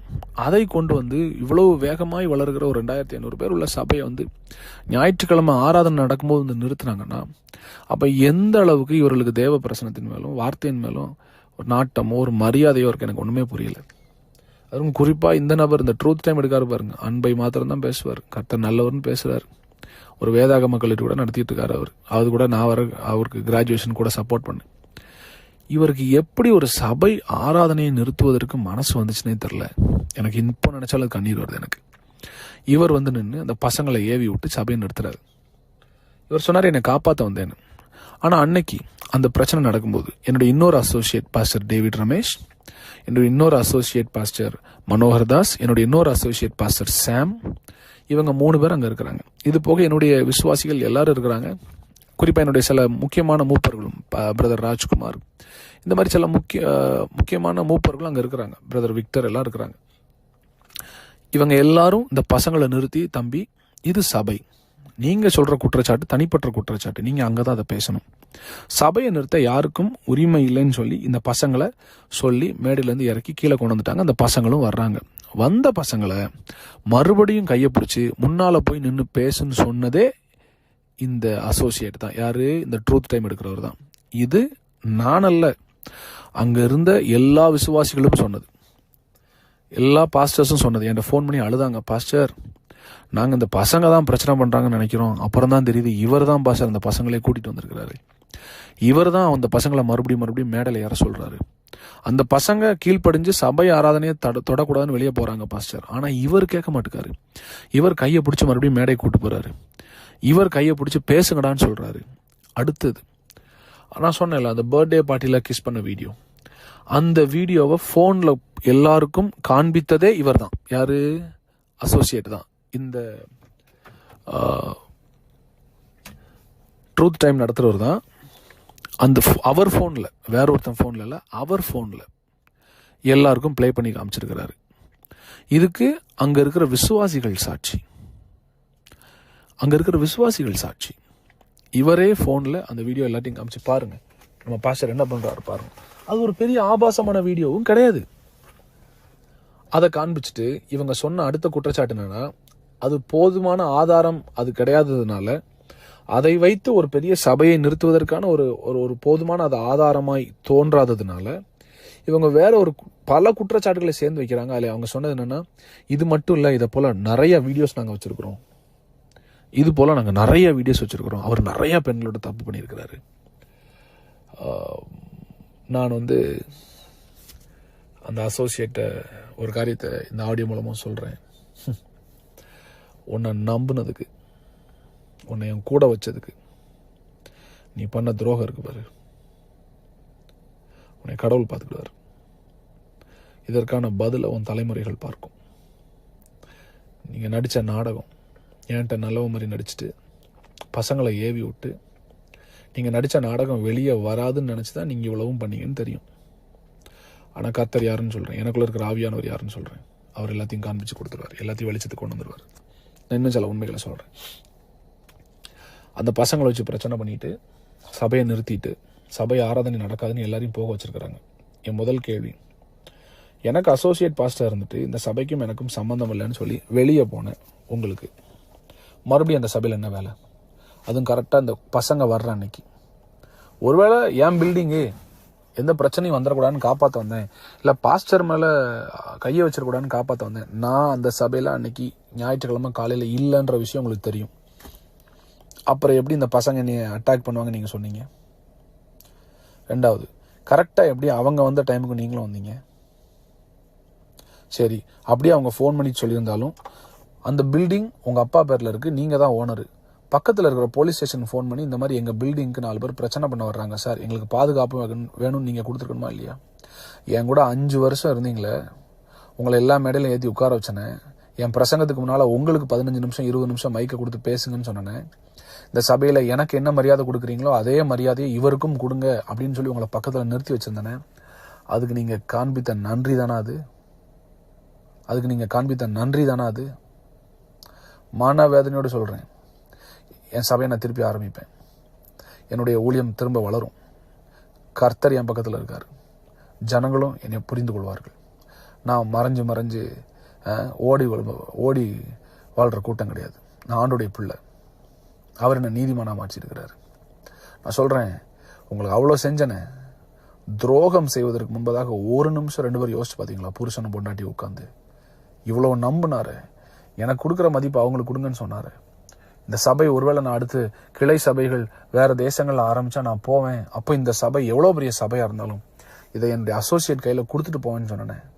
எப்படி அவங்களுக்கு மனசு வந்துச்சு? இப்படி ஒரு இருதயம் உள்ள ஒரு மனுஷனை நீங்கள் சிதைப்பதற்கு மனசாட்சியில் உங்கள் 2 பேருக்கும் மனசாட்சி இல்லை, நீங்களாம் பைபிளை தொடாதீங்க. இல்லை பிரசங்க வர பண்ணுறீங்க, அன்று கர்த்தர் நல்லவர்னு. சரி, மற்ற மக்களுக்கு நான் அதை சொல்கிறேன். ஏன்னா அந்த ஆடியோ அவரும் கேட்பாரு, அவருக்கும் தெரியணும், அவருக்கும் குத்தணும். இது அவங்க குடும்பத்தாருக்கும் தெரியணும். இப்படி ஒரு பாம்பை வளர்த்து வச்சிருக்கிறோன்னு, இப்படி ஒரு சர்ப்பத்தை வளர்த்து வேற ஒரு உலகத்தில் கர்த்தரால் உயர்த்தப்பட்ட ஒரு பிள்ளைய எந்த சிபாரிசும் இல்லாமல், எந்த யாருடைய ரெக்கமெண்டேஷனும் இல்லாமல், கிருபையால் மாத்திரம் மேலே வந்து இத்தனை ஆண்டுகள் கஷ்டப்பட்டு ஊழியத்தில் மேலே வந்து உலகத்துக்கே ஆசீர்வாதமாக இருக்கிற ஒரு பிள்ளைய உங்கள் மகன் மனசாட்சி இல்லாமல் கொண்டிருக்கிறான். அது உங்களுக்கு கேட்கணும், உங்களுக்கு புரியணும். சாபத்தை சம்பாதிச்சு வச்சிருக்கீங்க நீங்கள். மக்களுக்கு நான் சொல்கிறேன், அன்னைக்கு அந்த பிரச்சனை நடக்கும்போது கூட இருந்த எல்லாரும் அநேக ஆதாரமற்ற குற்றச்சாட்டுகள் அவங்க வந்து காண்பிச்சு இந்த ஒரு வீடியோ தான், ஆனால் நிறைய வச்சிருக்கோன்னு சொன்னாங்க. எங்கே வச்சிருக்கிறீங்க? ரிலீஸ் பண்ணுங்கடா. நீங்கள் உங்கள் கையில் இல்லைன்னு தெரியும். இந்த ஒரு வீடியோ வச்சுட்டு இன்னும் நிறையா இருக்குது, இன்னும் நிறையா இருக்குது. யார் நீங்கள்லாம்? நிறையா வச்சு நீங்கள் காண்பிக்காத ஆட்களா? மனசாட்சி இல்லாதனோட நீங்கள்லாம். உங்கள் மேலே இம்பார்ட்டேஷன் வச்சு உங்களை போராட்டத்துக்குலாம் நான் காரில் கூப்பிட்டு போய் சாப்பாடு வாங்கி கொடுத்து என் கூட ஸ்டார் ஹோட்டலில் தங்க வச்சு எனக்குரிய மரியாதை உங்களுக்கு கொடுத்து எத்தனையோ மீட்டிங்கில் எனக்கு போட்ட சால்வை உங்களுக்கு நான் போட்டு உங்களை கூட வச்சு ஊழியத்தில் நான் படித்து கொடுத்து எப்படி பிரசங்கம் பண்ணணும், எப்படி அனாயிண்டிங்களை நடத்தணும், எப்படி டெலிவர் பண்ணணும், எப்படி ஹீல் பண்ணணும் நான் சொல்லிக் கொடுத்தே நீங்கள் எனக்கு கொடுத்த பாடம் தானடா. அப்போ இவ்வளோ நாள் நீங்கள் என் கூட இருந்து என் காசு பணம் என் பெயர் புகழ் தான் உங்களுக்கு அவ்வளோ எரிச்சலை உண்டு பண்ணியிருக்கு, உங்களுக்கு பொறாமை உண்டு பண்ணியிருக்கு. அப்படி தானே? என் முகத்திலே முடிச்சிடாதீங்க நீங்கள் யாரும். ஆண்டவர் உங்களை பார்த்துக்கிடுவார். நான் என்னைக்கோ மாம்சத்தில் செயல்பட்டால் நான் பண்ணியிருக்கலாம், சில தவறான காரியத்தை செய்திருக்கலாம், எனக்கும் தோணுச்சு. பட் ஆனால் ஆண்டவரை நான் நம்புறேன்டா, ஆண்டவரை நான் நம்புறேன். எனக்கு அவர் நீதி செய்வார் நான் நம்புறேன். அதனால தான் நான் அமைதியாக இருக்கிறேன். சபை மக்களுக்கு நான் சொல்கிறேன், இவங்க அன்றைக்கி என்னை மிரட்டி ஒரு குரூப்பாக உட்காந்து அன்றைக்கி வந்தது எல்லாமே எனக்கு விரோதமான ஆட்கள். யார் யார் மேலே சர்ச்சில் நான் ஆக்ஷன் எடுத்திருந்தனோ, ஐ மீன் தனியாக கூப்பிட்டு பர்சனலாக வார்ன் பண்ணணும், அவங்க எல்லோரும் அன்றைக்கி வந்து உட்காந்துருக்குறாங்க. அதில் ஒரு சிலர் ஏமாற்றப்பட்டார்கள்னு எனக்கு தெரியும். எனக்கு ஃபோன் பண்ணிவிட்டு 40 லட்சம் நீ இப்போ கொடுக்கலன்னா இந்த வீடியோவை ரிலீஸ் பண்ணிடுவோம். இதை சொல்லும்போது இந்த ட்ரூத் டைம் எடுக்கார்ல, ட்ரூத் டைம் பைபிள் காலேஜ் நடத்தார்ல ட்ரூத் டைம், அவரும் அங்கே நிற்கிறாரு. 40 லட்சம் கொடுக்கலன்னா, இந்த பசங்களை வச்சே பேசுகிறார், அவர் அமைதியாக நின்றுட்டு ஏவி மட்டும் விடுறாரு. 40 லட்சம் நீ கொடுக்கலன்னா உன்னை வந்து நாங்கள் இந்த வீடியோவை யூடியூப்பில் போட்டுறோம். அப்போ நான் சொன்னேன், நீங்கள் போடுங்கடா, பிரச்சனை இல்லை, பார்த்துக்கலாம். நான் எதற்காக அமைதியாக இருந்தேன்னா, அந்த சம்பவம் நடக்கும்போது என் மனைவி அங்கேருந்து எல்லாத்துக்கும் தலையாட்டிகிட்டு இருந்தா. இந்த ஆடியோ அவளும் கேட்பான்னு எனக்கு தெரியும்.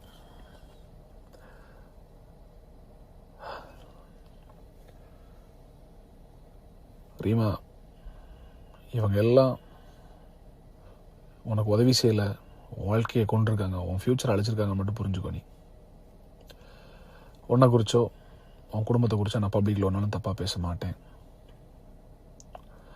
அதற்குரிய வரையறையை நீங்கள் தான் பாதுகாத்துக்கணும், அந்த லிமிட்டை நீங்கள் தான் காப்பாற்றிக்கிடணும்.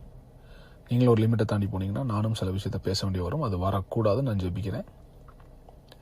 இனிமேலாவது புரிஞ்சுக்கோ, நமக்கு 2 பேரும் நடக்கிற மிஸ் அண்டர்ஸ்டாண்டிங்கில் உள்ளே வந்து எவனோ ஒருத்தன் எவ்வளோ பெரிய கேம் விளையாண்டு அசிங்கத்தை உண்டு பண்ணி உன்னையும் நடத்தல் நிறுத்தியிருக்கான், என்னையும் அவன் துரத்தி சாவுக்கு நேரம் ஓட வச்சிருக்கிறான்.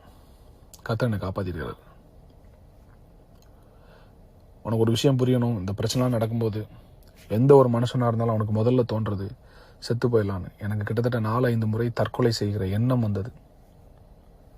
டிப்ரெஷனில் இருந்தேன் 3 மாதமாக, சாப்பிடலை, 9 கிலோ கம்மியாக நான் உடம்புல. பட் ஸ்டில் ஒவ்வொரு நாளும் ஆண்டவர் பிரசனத்தில் உட்காந்து ஜோம் பண்ணேன். நீ நினைப்ப இவ்வளோ தப்பாக பண்ணிட்டு அதை பண்ணுற, ஒன்றும் இல்லை ரீமா, நம்ம 2 பேருக்கு தான் தெரியும் என்னென்ன தவறு நடந்துச்சுன்னு. என்னவா இருந்தாலும் அதை கர்த்தர் என்னை பார்த்துக்கிடுவார். மறுபடியும் சொல்கிறேன், ஒன்றை நான் பொது இடத்துல அசிங்கப்படுத்த மாட்டேன். நீயே ஒருவேளை வந்து வெளியில் என்னை பற்றி தப்பாக சொன்னாலும் I will never open my mouth to tell the world who you are and I will never do that. Yeah. I love my son, Zain. சபை மக்களுக்கு நான் சொல்கிறேன்,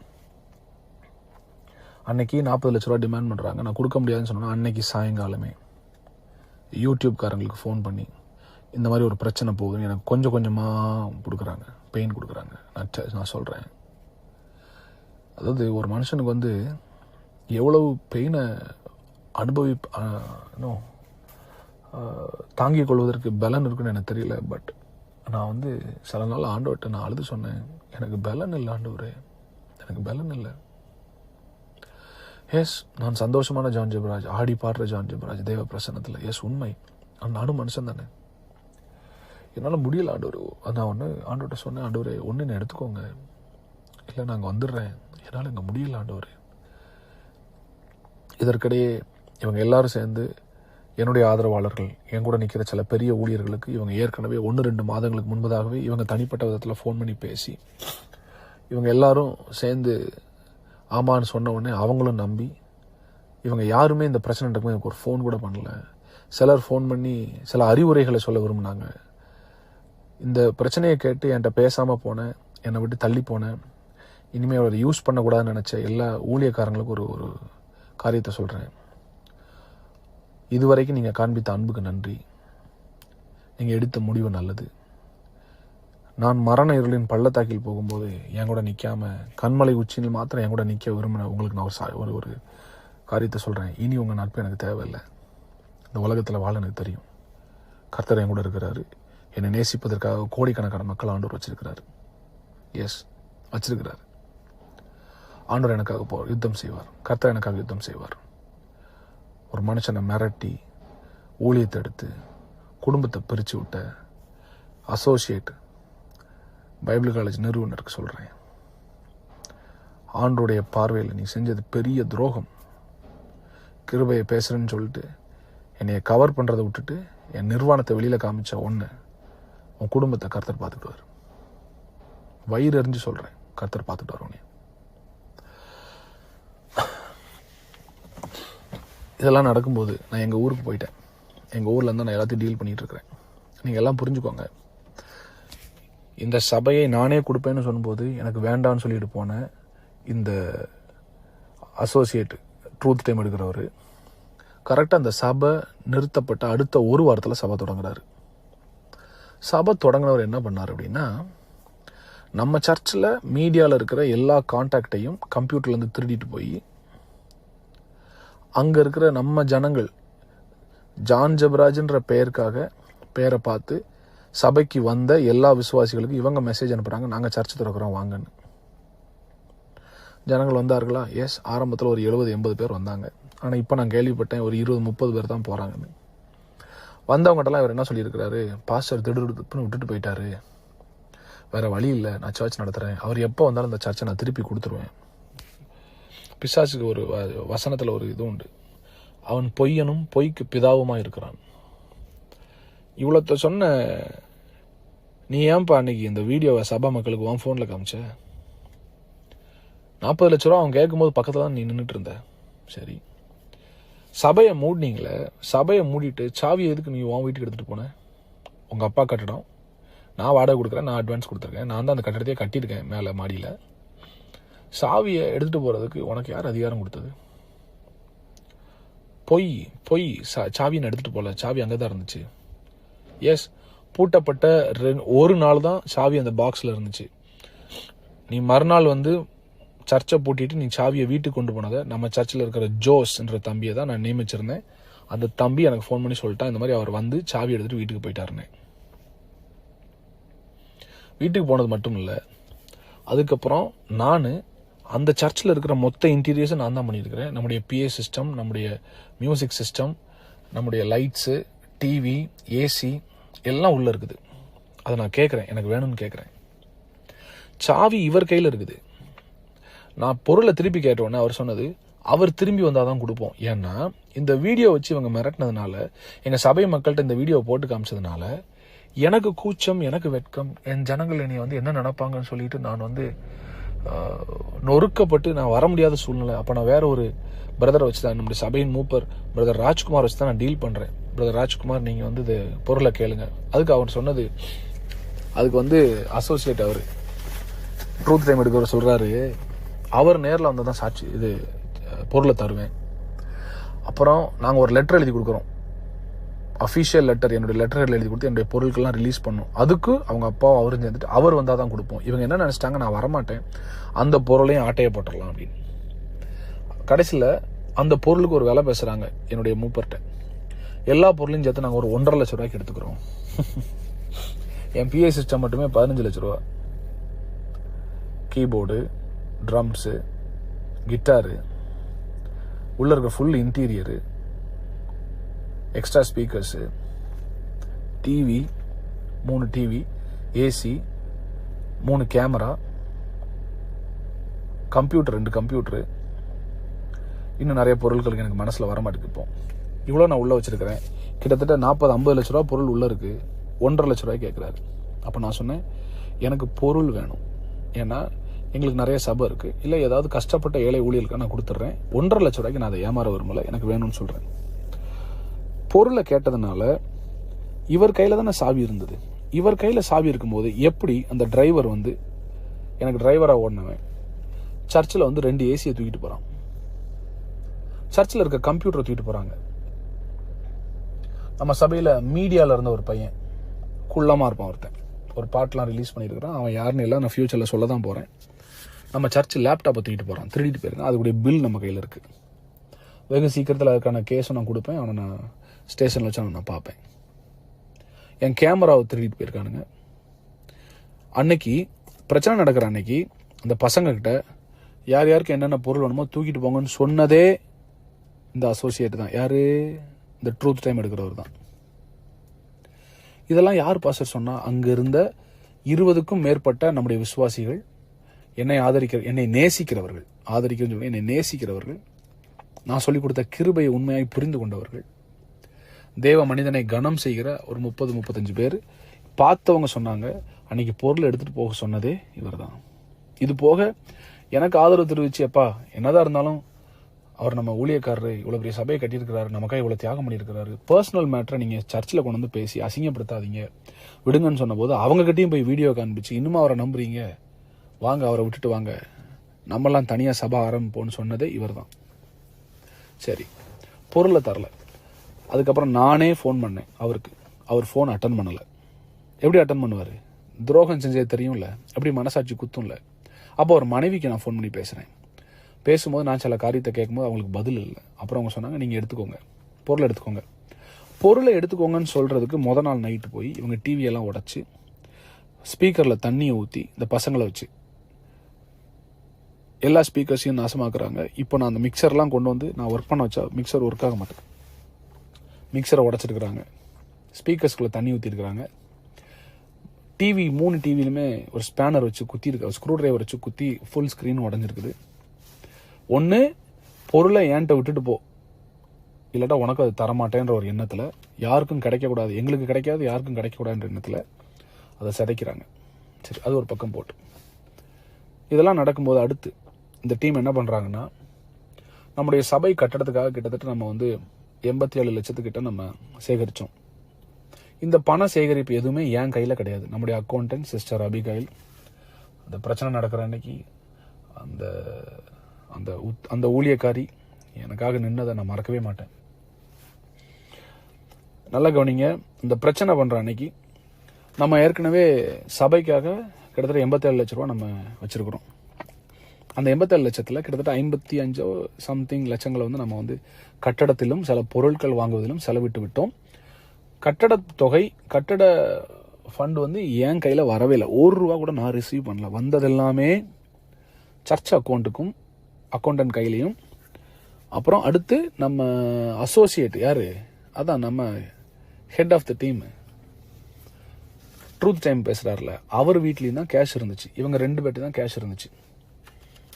அப்போ பிரச்சனை பண்ணுற அன்னைக்கு இவங்க வந்து என்ன பண்ணுறாங்கன்னா, அந்த 27ஆம் தேதி சண்டே என்ன பண்ணுறாங்கன்னா, அக்கௌண்டன்ட் அபிகேல் சிஸ்டரை அவதூறாக பேசி, அசிங்கமாக மரியாதை இல்லாமல் பேசி, அந்த பணத்தை இப்போவே கொடு அப்படின்னு சொல்லி மிரட்டி, சிஸ்டர் அபிகேல் வீட்டுக்கு போனதே அசோசியேட் தான்.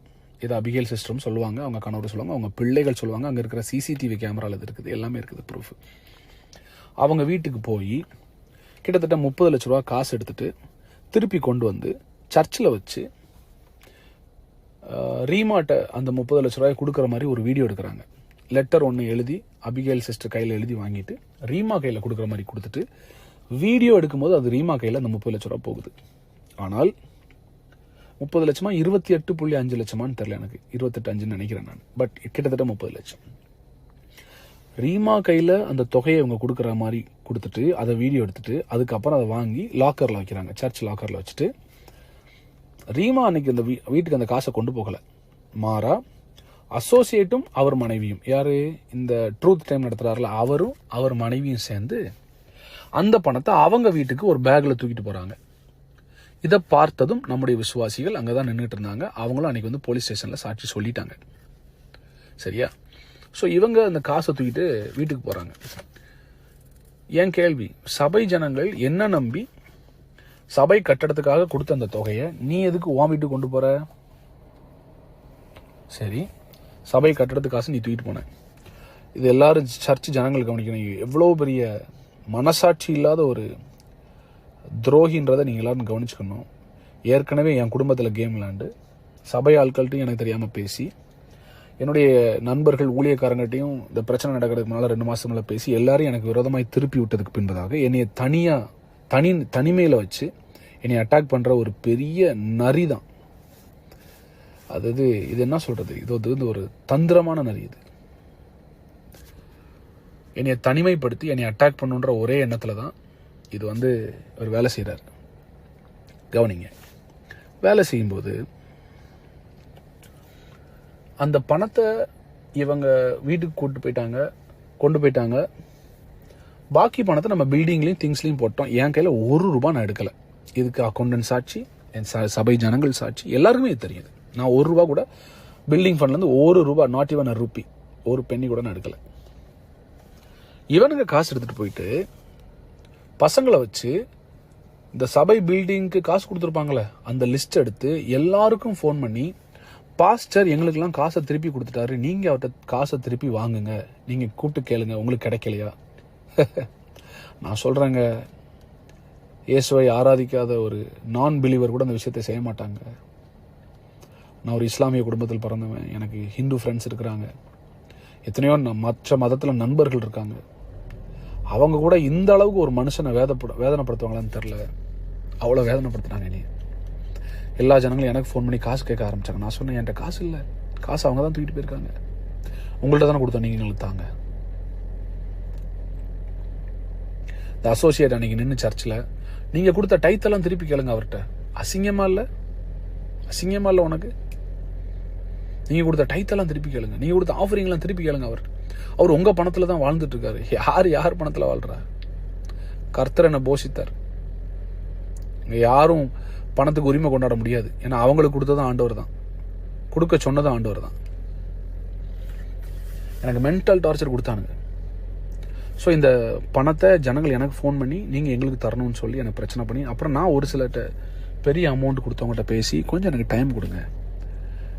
அப்போ கூட நான் இவனுங்களை காட்டி கொடுக்காம எனக்கு ஒரு சின்ன லேண்ட் ஒன்று வாங்கியிருந்தேன். அந்த லேண்டை விற்று அந்த லேண்டில் இருக்கிற காசை என்ன செஞ்சிடலாம், இந்த காசு கொடுத்த ஆட்களுக்கு கன்ஸ்ட்ரக்ஷன் பில்டிங் ஃபண்டு கொடுத்தவங்களுக்கு கொடுத்துடலான்னு சொல்லி அந்த லேண்டை நான் விற்க போனேன். அது விற்கிறதுக்கு ஒரு புரோக்கர்கிட்ட பேசினேன். அந்த புரோக்கர் லேண்டை அளந்துட்டு இருக்கிறார். அவருடைய பேர், அவர் ஒரு ஊழியக்காரர் தான், சார் வலன் சொல்லிட்டு, வலன் அரசு அவர் பேர்.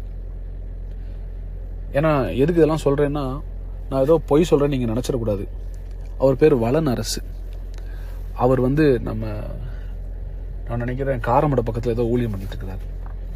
அவர் அந்த புரோக்கர் வேலையும் அவங்க பண்றாங்க, லேண்ட் புரோக்கிங் பிசினஸும் பண்றாரு. அவர் லேண்ட் அவர் அளந்துட்டு இருக்கும்போது அங்க வந்து நின்று இந்த அசோசியேட் வந்து நின்று இந்த லேண்டை விற்கக்கூடாது.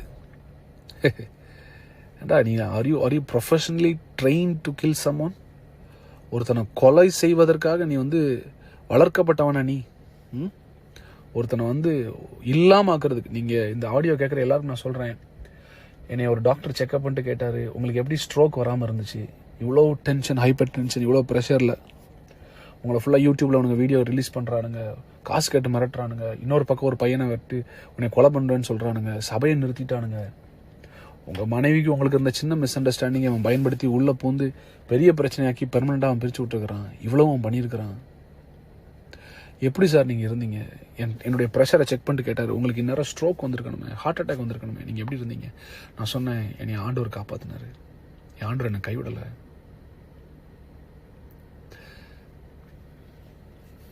இவனுங்க வந்து அவ்வளோ பண்ணிட்டாங்க எனக்கு. இப்போ நினச்சாலும் கழுக வருது.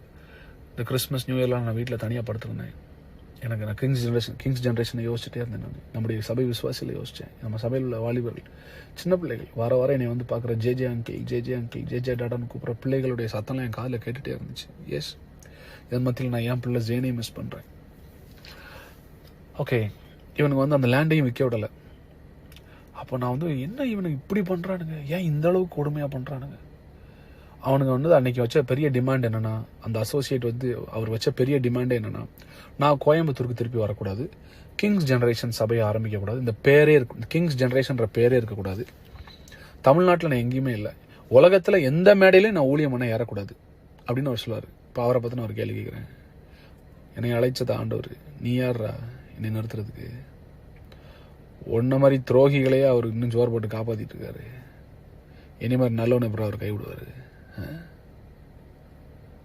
இந்த மாதிரி துரோகியை நான் வாழ்க்கையில் பார்த்ததே இல்லை மிஸ்டர் அசோசியேட். இந்த மாதிரி ஒரு எச்ச வேலையை பண்ணுற ஒரு துரோகியை நான் வாழ்க்கையில் பார்த்ததே இல்லை. நீங்கள் நினச்சிங்க நான் பசங்களை தப்பாக நினச்சிட்டு உங்களை நல்லவர் நினச்சிருவேன். சரிங்களா? நீங்கள் யாருன்னு தெரியும் மிஸ்டர் அசோசியேட். இந்த சாபம் உங்கள் மேலே எப்படி கிடந்துச்சு, அதை நீக்கிறதுக்காக கர்த்தர் அனுப்புனார். ஆனால் மறுபடியும் நீங்கள் விட்டதை வாங்கிக்கிட்டீங்க, அனுபவிங்க, கர்த்தர் உங்களை டீல் பண்ணுவார். இதெல்லாம் முடிஞ்சு நான் ஊருக்கு போயிட்டேன். அப்போது எனக்கு ஒன்றுமே ஓடலை. இது என்னடா செய்யலான்னு. என் சபை வருமானத்தை நிறுத்தினாங்க, என் கை வருமானத்தை நிறுத்தினாங்க, எல்லாத்துக்கும் பிரச்சனை கொண்டு வந்தாங்க. என் பேருக்கு அலங்கப்படுத்தினார், என் குடும்பத்தை நாசமாக்குனார், என் சபையை எடுத்தார். அவர் ஒரு சர்ச் தொடங்கினார். சபையை தொடங்கினவர் சும்மா இல்லையே, ஒவ்வொரு விசுவாசிகளுக்கும் என்னை பற்றி தொடர்ந்து தப்பாக பேசிட்டே இருக்கிறார். அவர் நினச்சாரு 2000 பேரும் திருப்பி அங்கே வந்துடுவாங்கன்னு. ஆனால் ஒரு 20-30 பேர் தான் போகிறாங்க. அவங்களும் எவ்வளோ நாள் போகிறாங்கன்னு பார்க்கலாம். இப்போ நான் ஊரில் கடந்த ஒரு 15 நாளைக்கு முன்னால் எங்கள் ஊர் செங்கோட்டையில் ஒரு கடைக்கு போயிருக்கும்போது இதெல்லாம் ஒரு பக்கம் நடந்து நான் இத்தனைக்கும் அமைதியாக இருக்கிறேன். சபை ஜனங்கள் இதை கவனிக்கணும். இவ்வளவு நடந்தும் நான் அமைதியாக இருக்கிறேன், ஒரு வார்த்தை பேசலை, அமைதியாக இருக்கிறேன். நான் என்னை பார்ப்பதற்காக இந்த பெண் வீட்டார் எல்லாம் ஃபேமிலி அங்கே வந்திருக்கிறாங்க. என் ஃப்ரெண்ட்ஸும் 4-5 பேர் அங்கே வந்திருக்கிறாங்க. நாங்கள் எல்லோரும் கடைக்கு காய்கறி வாங்க போனோம். நான் வீட்டை விட்டு வெளியே வந்து ரொம்ப நாள் ஆச்சு. சரி, மனசு நிம்மதியாக இருக்கணும், வெளியே வரேன். நான் அந்த கடையில் நிற்கும் போது எங்கள் ஊரில் ஒருத்தர் அதை எனக்கு தெரியாமல் வீடியோ எடுத்து அந்த வீடியோவை எல்லாருக்கும் அனுப்புகிறார். எல்லாருக்கும் அனுப்புனா குறிப்பிட்ட 2 பேருக்கு அனுப்புகிறார். வீடியோ எடுத்த நபர் வந்து பிரதர் ஜான்சன் அப்படின்னு செங்கோட்டை மேலூரில் இருக்கிறார், பிடி சாராக இருக்கிறார். அவர் தான் அந்த வீடியோ எடுத்தார். அதை எடுத்து அவருடைய சகோதரன் கேப்ரியேல், ஜான் கேப்ரியல் நினைக்கிறேன், தென்காசியில் இருக்கார், அவரும் ஊழியம் பண்ணுறேன்னு சொல்கிறார். அவருக்கு இந்த வீடியோ அனுப்புகிறார். அன்னைக்கு நைட்டே அந்த வீடியோ கோயம்புத்தூரில் இருக்கிற அசோசியேட்டுக்கு வருது. யாரு? இந்த ட்ரூத் டைம் நடத்துறாருல, நம்ம சர்ச்சில் கிங்ஸ் ஜெனரேஷன் நடத்திட்டு இருந்தார்ல, அவருக்கு வருது. இது வந்து ஒரு 2 நாளில் யூடியூப்லேயும் வருது இந்த வீடியோ. எனக்கு ரொம்ப ஷாக்கிங்காக இருந்தது. அப்போ அன்றைக்கி யாரெல்லாம் அந்த கடையில் நின்னா நான் யோசிச்சு பார்த்து நேராக போய் விசாரிக்கிறேன். அந்த நபர் எனக்கு சொன்ன வார்த்தை, நான் இந்த வீடியோவை கோயம்புத்தூரில் இருக்கிற உங்களுக்கு கீழே வேலை செஞ்ச அந்த பைபிள் காலேஜ் நடத்திட்டு இருக்கார்ல, உங்களுக்கு ட்ரூத் டைமில் உங்கள் சர்ச்சில் நடத்துகிறார்ல, அவருக்கு தான் அனுப்பி வச்சேன்னு சொல்கிறாரு, பேரோட சொல்கிறாரு. நான் இப்போ கூட அந்த பேரை ஏன் சொல்ல மாட்டேன்றேன்னா, அவர் யாருன்றத நம்ம சபை ஜனங்கள் மொத்தம் தெரிஞ்சுக்கிட்டா போதும், அது ஆட்டோமேட்டிக்காக வெளியே வந்துடும். 2வது, அந்த பேரை சொல்கிறதுக்கே நான் கூச்சப்படுறேன். இயேசுன்ற பேர், ஆவியானவர்ன்ற பேர், கர்த்தர்ன்ற பேர் வர்ற இந்த வாயில இவனை மாதிரி துரோகிகளுடைய பேர் கூட வரக்கூடாதுன்னு நான் நினைக்கிறேன். அவ்வளோ மனவேதனைப்படுறேன் நான். அப்போ நான் அந்த நபரை கூப்பிட்டு கேட்குறேன், எப்படி இந்த வீடியோவை நீங்கள் அவருக்கு அனுப்பி வச்சிங்கன்னா? அவர் சொன்னார், அவர் என்னை கூப்பிட்டாரு, பாஸ்டர் ஜான் ஜெபராஜ் வந்து உங்கள் ஊரில் தான் தலைமறைவாக இருக்கிறாரு, ஏதோ ஒரு பொண்ணு கூட வாழ்ந்துட்டு இருக்காரு, அவர் எங்கே பார்த்தாலும் எனக்கு வீடியோ எடுத்து அனுப்புங்கன்னு சொன்னார். அந்த வீடியோவில் நான் மட்டும் இல்லை, அந்த பொண்ணு மட்டும் இல்லை, அவங்க குடும்பம் இருக்குது, கூட வந்து ஃப்ரெண்ட்ஸ் எல்லோரும் நிற்கிறாங்க. அது அந்தரங்க அசிங்கமான வீடியோ கிடையாது, ஒரு பொது இடத்துல நிற்கிற ஒரு வீடியோ அது. அதை எடுத்து யூடியூப்பில் அனுப்பி போடுற அளவுக்கு அசிங்கமான ஒரு நபர் தான் இந்த அசோசியேட். அதை என் மனைவிக்கு அனுப்பி, அவங்க ஃபேமிலிக்கு அனுப்பி, அசிங்கப்படுத்தி மறுபடியும் சபை ஆட்களுக்கெல்லாம் அதை அனுப்பி, இவனுக்கு என்னன்னா வெளியே போனால் 2000 பேர் திருப்பி இவர்கிட்ட வந்து இப்போ இவர் தான் அசிஸ்டன்ட், இவர் தான் வந்து ஜே மேலே இவர் தான் அப்படின்னு எல்லாரும் சொல்லணும். மிஸ்டர் அசோசியேட் ஜான் ஜெபராஜ்ன்ற ஒரு நபரை ஆவியானவர் ஒன்றும் இல்லாத இடத்துல இருந்து குப்பையிலிருந்து தூக்கிட்டு வந்திருக்கிறாரு. ஆனால் நீங்கள் அப்படி கிடையாது. கிராஸ்கட் ரோட்டில் ப்ராப்பர்ட்டி வச்சிருக்கிறீங்க, சிவானந்தா காலனியில் ப்ராப்பர்ட்டி வச்சிருக்கிறீங்க, கோவை புதூரில் ப்ராப்பர்ட்டி வச்சிருக்கிறீங்க, கோயம்புத்தூர்லேயே கிட்டத்தட்ட 30க்கும் மேற்பட்ட ப்ராப்பர்ட்டி லேண்ட் பெரிய பெரிய ஏக்கர் கணக்கில் நீங்கள் வச்சிருக்கிறீங்க. ஊட்டியில் இடம் இருக்குது, கொடைக்கானல் இடம் இருக்குது, எல்லாம் வச்சிருக்கிறீங்க. தியேட்டர் வச்சிருக்கிறீங்க. நீங்கள் கிட்டத்தட்ட 1000 கோடிக்கு மேலே உங்களுக்கு சொத்து இருக்கு. ஆனாலும் அந்த புத்தி மாறலையே உங்களுக்கு. இவர் இந்த வீடியோவை போட்ட உடனே நான் எங்கள் ஊர் ஸ்டேஷனில் ஒரு கம்ப்ளைண்ட் கொடுக்குறேன். செங்கோட்டை ஸ்டேஷனில் இவர் மேலே ஒரு கேஸ் ஃபைல் பண்ணுறேன். இந்த மாதிரி இவர் ஏற்கனவே என்னை வீடியோ எடுத்து மிரட்டி சபையில் வந்து பசங்களை வச்சு மிரட்டி ஒரு 30 லட்ச ரூபா எடுத்துகிட்டு போயிருக்கிறாரு. இப்போவும் என்னை வீடியோ எடுத்து என்னை மிரட்டிகிட்டே இருக்கிறாரு. இது மாதிரி யூடியூப்லாம் போட்டு என் பேர் அசிங்கப்படுத்துறாரு. அவரை கூப்பிட்டு விசாரிக்கணும்னு நான் சொல்கிறேன். விசாரிக்க வரணும்னு வியாழக்கிழமை ஸ்டேஷன்லேருந்து கால் போகுது. வெள்ளிக்கிழமை நைட்டு எனக்கு கோயம்புத்தூர்லேருந்து ஒரு கால் வருது, ஒரு கட்சிக்காரங்கிட்ட இருந்து. நான் போய் கேஸ் கொடுத்த உடனே மிஸ்டர் அசோசியேட் என்ன பண்ணியிருக்காருன்னா, ட்ரூத் டைம் நடத்துகிறவர் என்ன பண்ணியிருக்கிறாருன்னா, ஒரு 25 லட்ச ரூபா எடுத்துட்டு ஒரு கட்சிக்காரனை போய் நேராக போய் பார்த்துருக்காரு. அது எந்த கட்சி நான் சொல்ல மாட்டேன், அவசியப்படும் போது நான் சொல்லுவேன். அதற்கான ஆடியோ ரெக்கார்டிங்ஸ் என்கிட்ட இருக்கு. இவர் எந்தெந்த ஃபோன் நம்பருக்கு அன்னைக்கு நைட்டு கால் பண்ணாருன்ற டீட்டெயிலையும் நான் எடுத்து வச்சிருக்கேன்.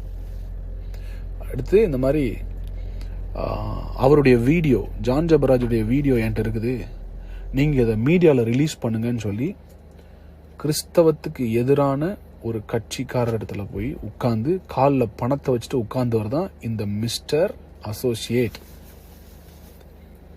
கிங்ஸ் ஜெனரேஷன் ஆட்களுக்கு இது புரியணும். எந்த அளவுக்கு போய் என்னென்ன பண்ணுவான்னு உங்களுக்கு புரியணும். எதுக்கு ஒரு கட்சிக்காரன் காலில் போய் அத்தனை லட்சத்தை வச்சுட்டு உட்காரணும், என்னை அட்டாக் பண்ண சொல்லி? எதுக்கு சொல்லணும்? உன் மேலே தப்பு இல்லைன்னா நீ எதுக்கு சொல்ற? அன்னைக்கு நைட் என் அட்வொகேட்டு கூப்பிட்டு கேட்குறாரு, ஏங்க என்ன நீங்கள் கட்சிக்காரண்டெல்லாம் போய் ஏதோ காசெல்லாம் கொடுத்துருக்கீங்கன்னா? ஆமாம் கொடுப்பேன். அவர் மட்டும் என் பேரில் அங்கே கம்ப்ளைண்ட் கொடுத்துருக்கிறாரு. அவரை கம்ப்ளைண்ட் வாபஸ் வாங்க சொல்லுங்க, நான் அங்கே வர முடியாது. இல்லைன்னா நான் அந்த வீடியோ கொடுப்பேன்னு சொன்ன ஆடியோ ரெக்கார்டிங் என் கையில் இருக்குது. கட்சிக்காரங்க என்கிட்ட பேசின ஆடியோ ரெக்கார்டிங் இருக்கு, இவர் எங்கள் அட்வொகேட்டை பேசின ஆடியோ ரெக்கார்டிங் என்கிட்ட இருக்கு.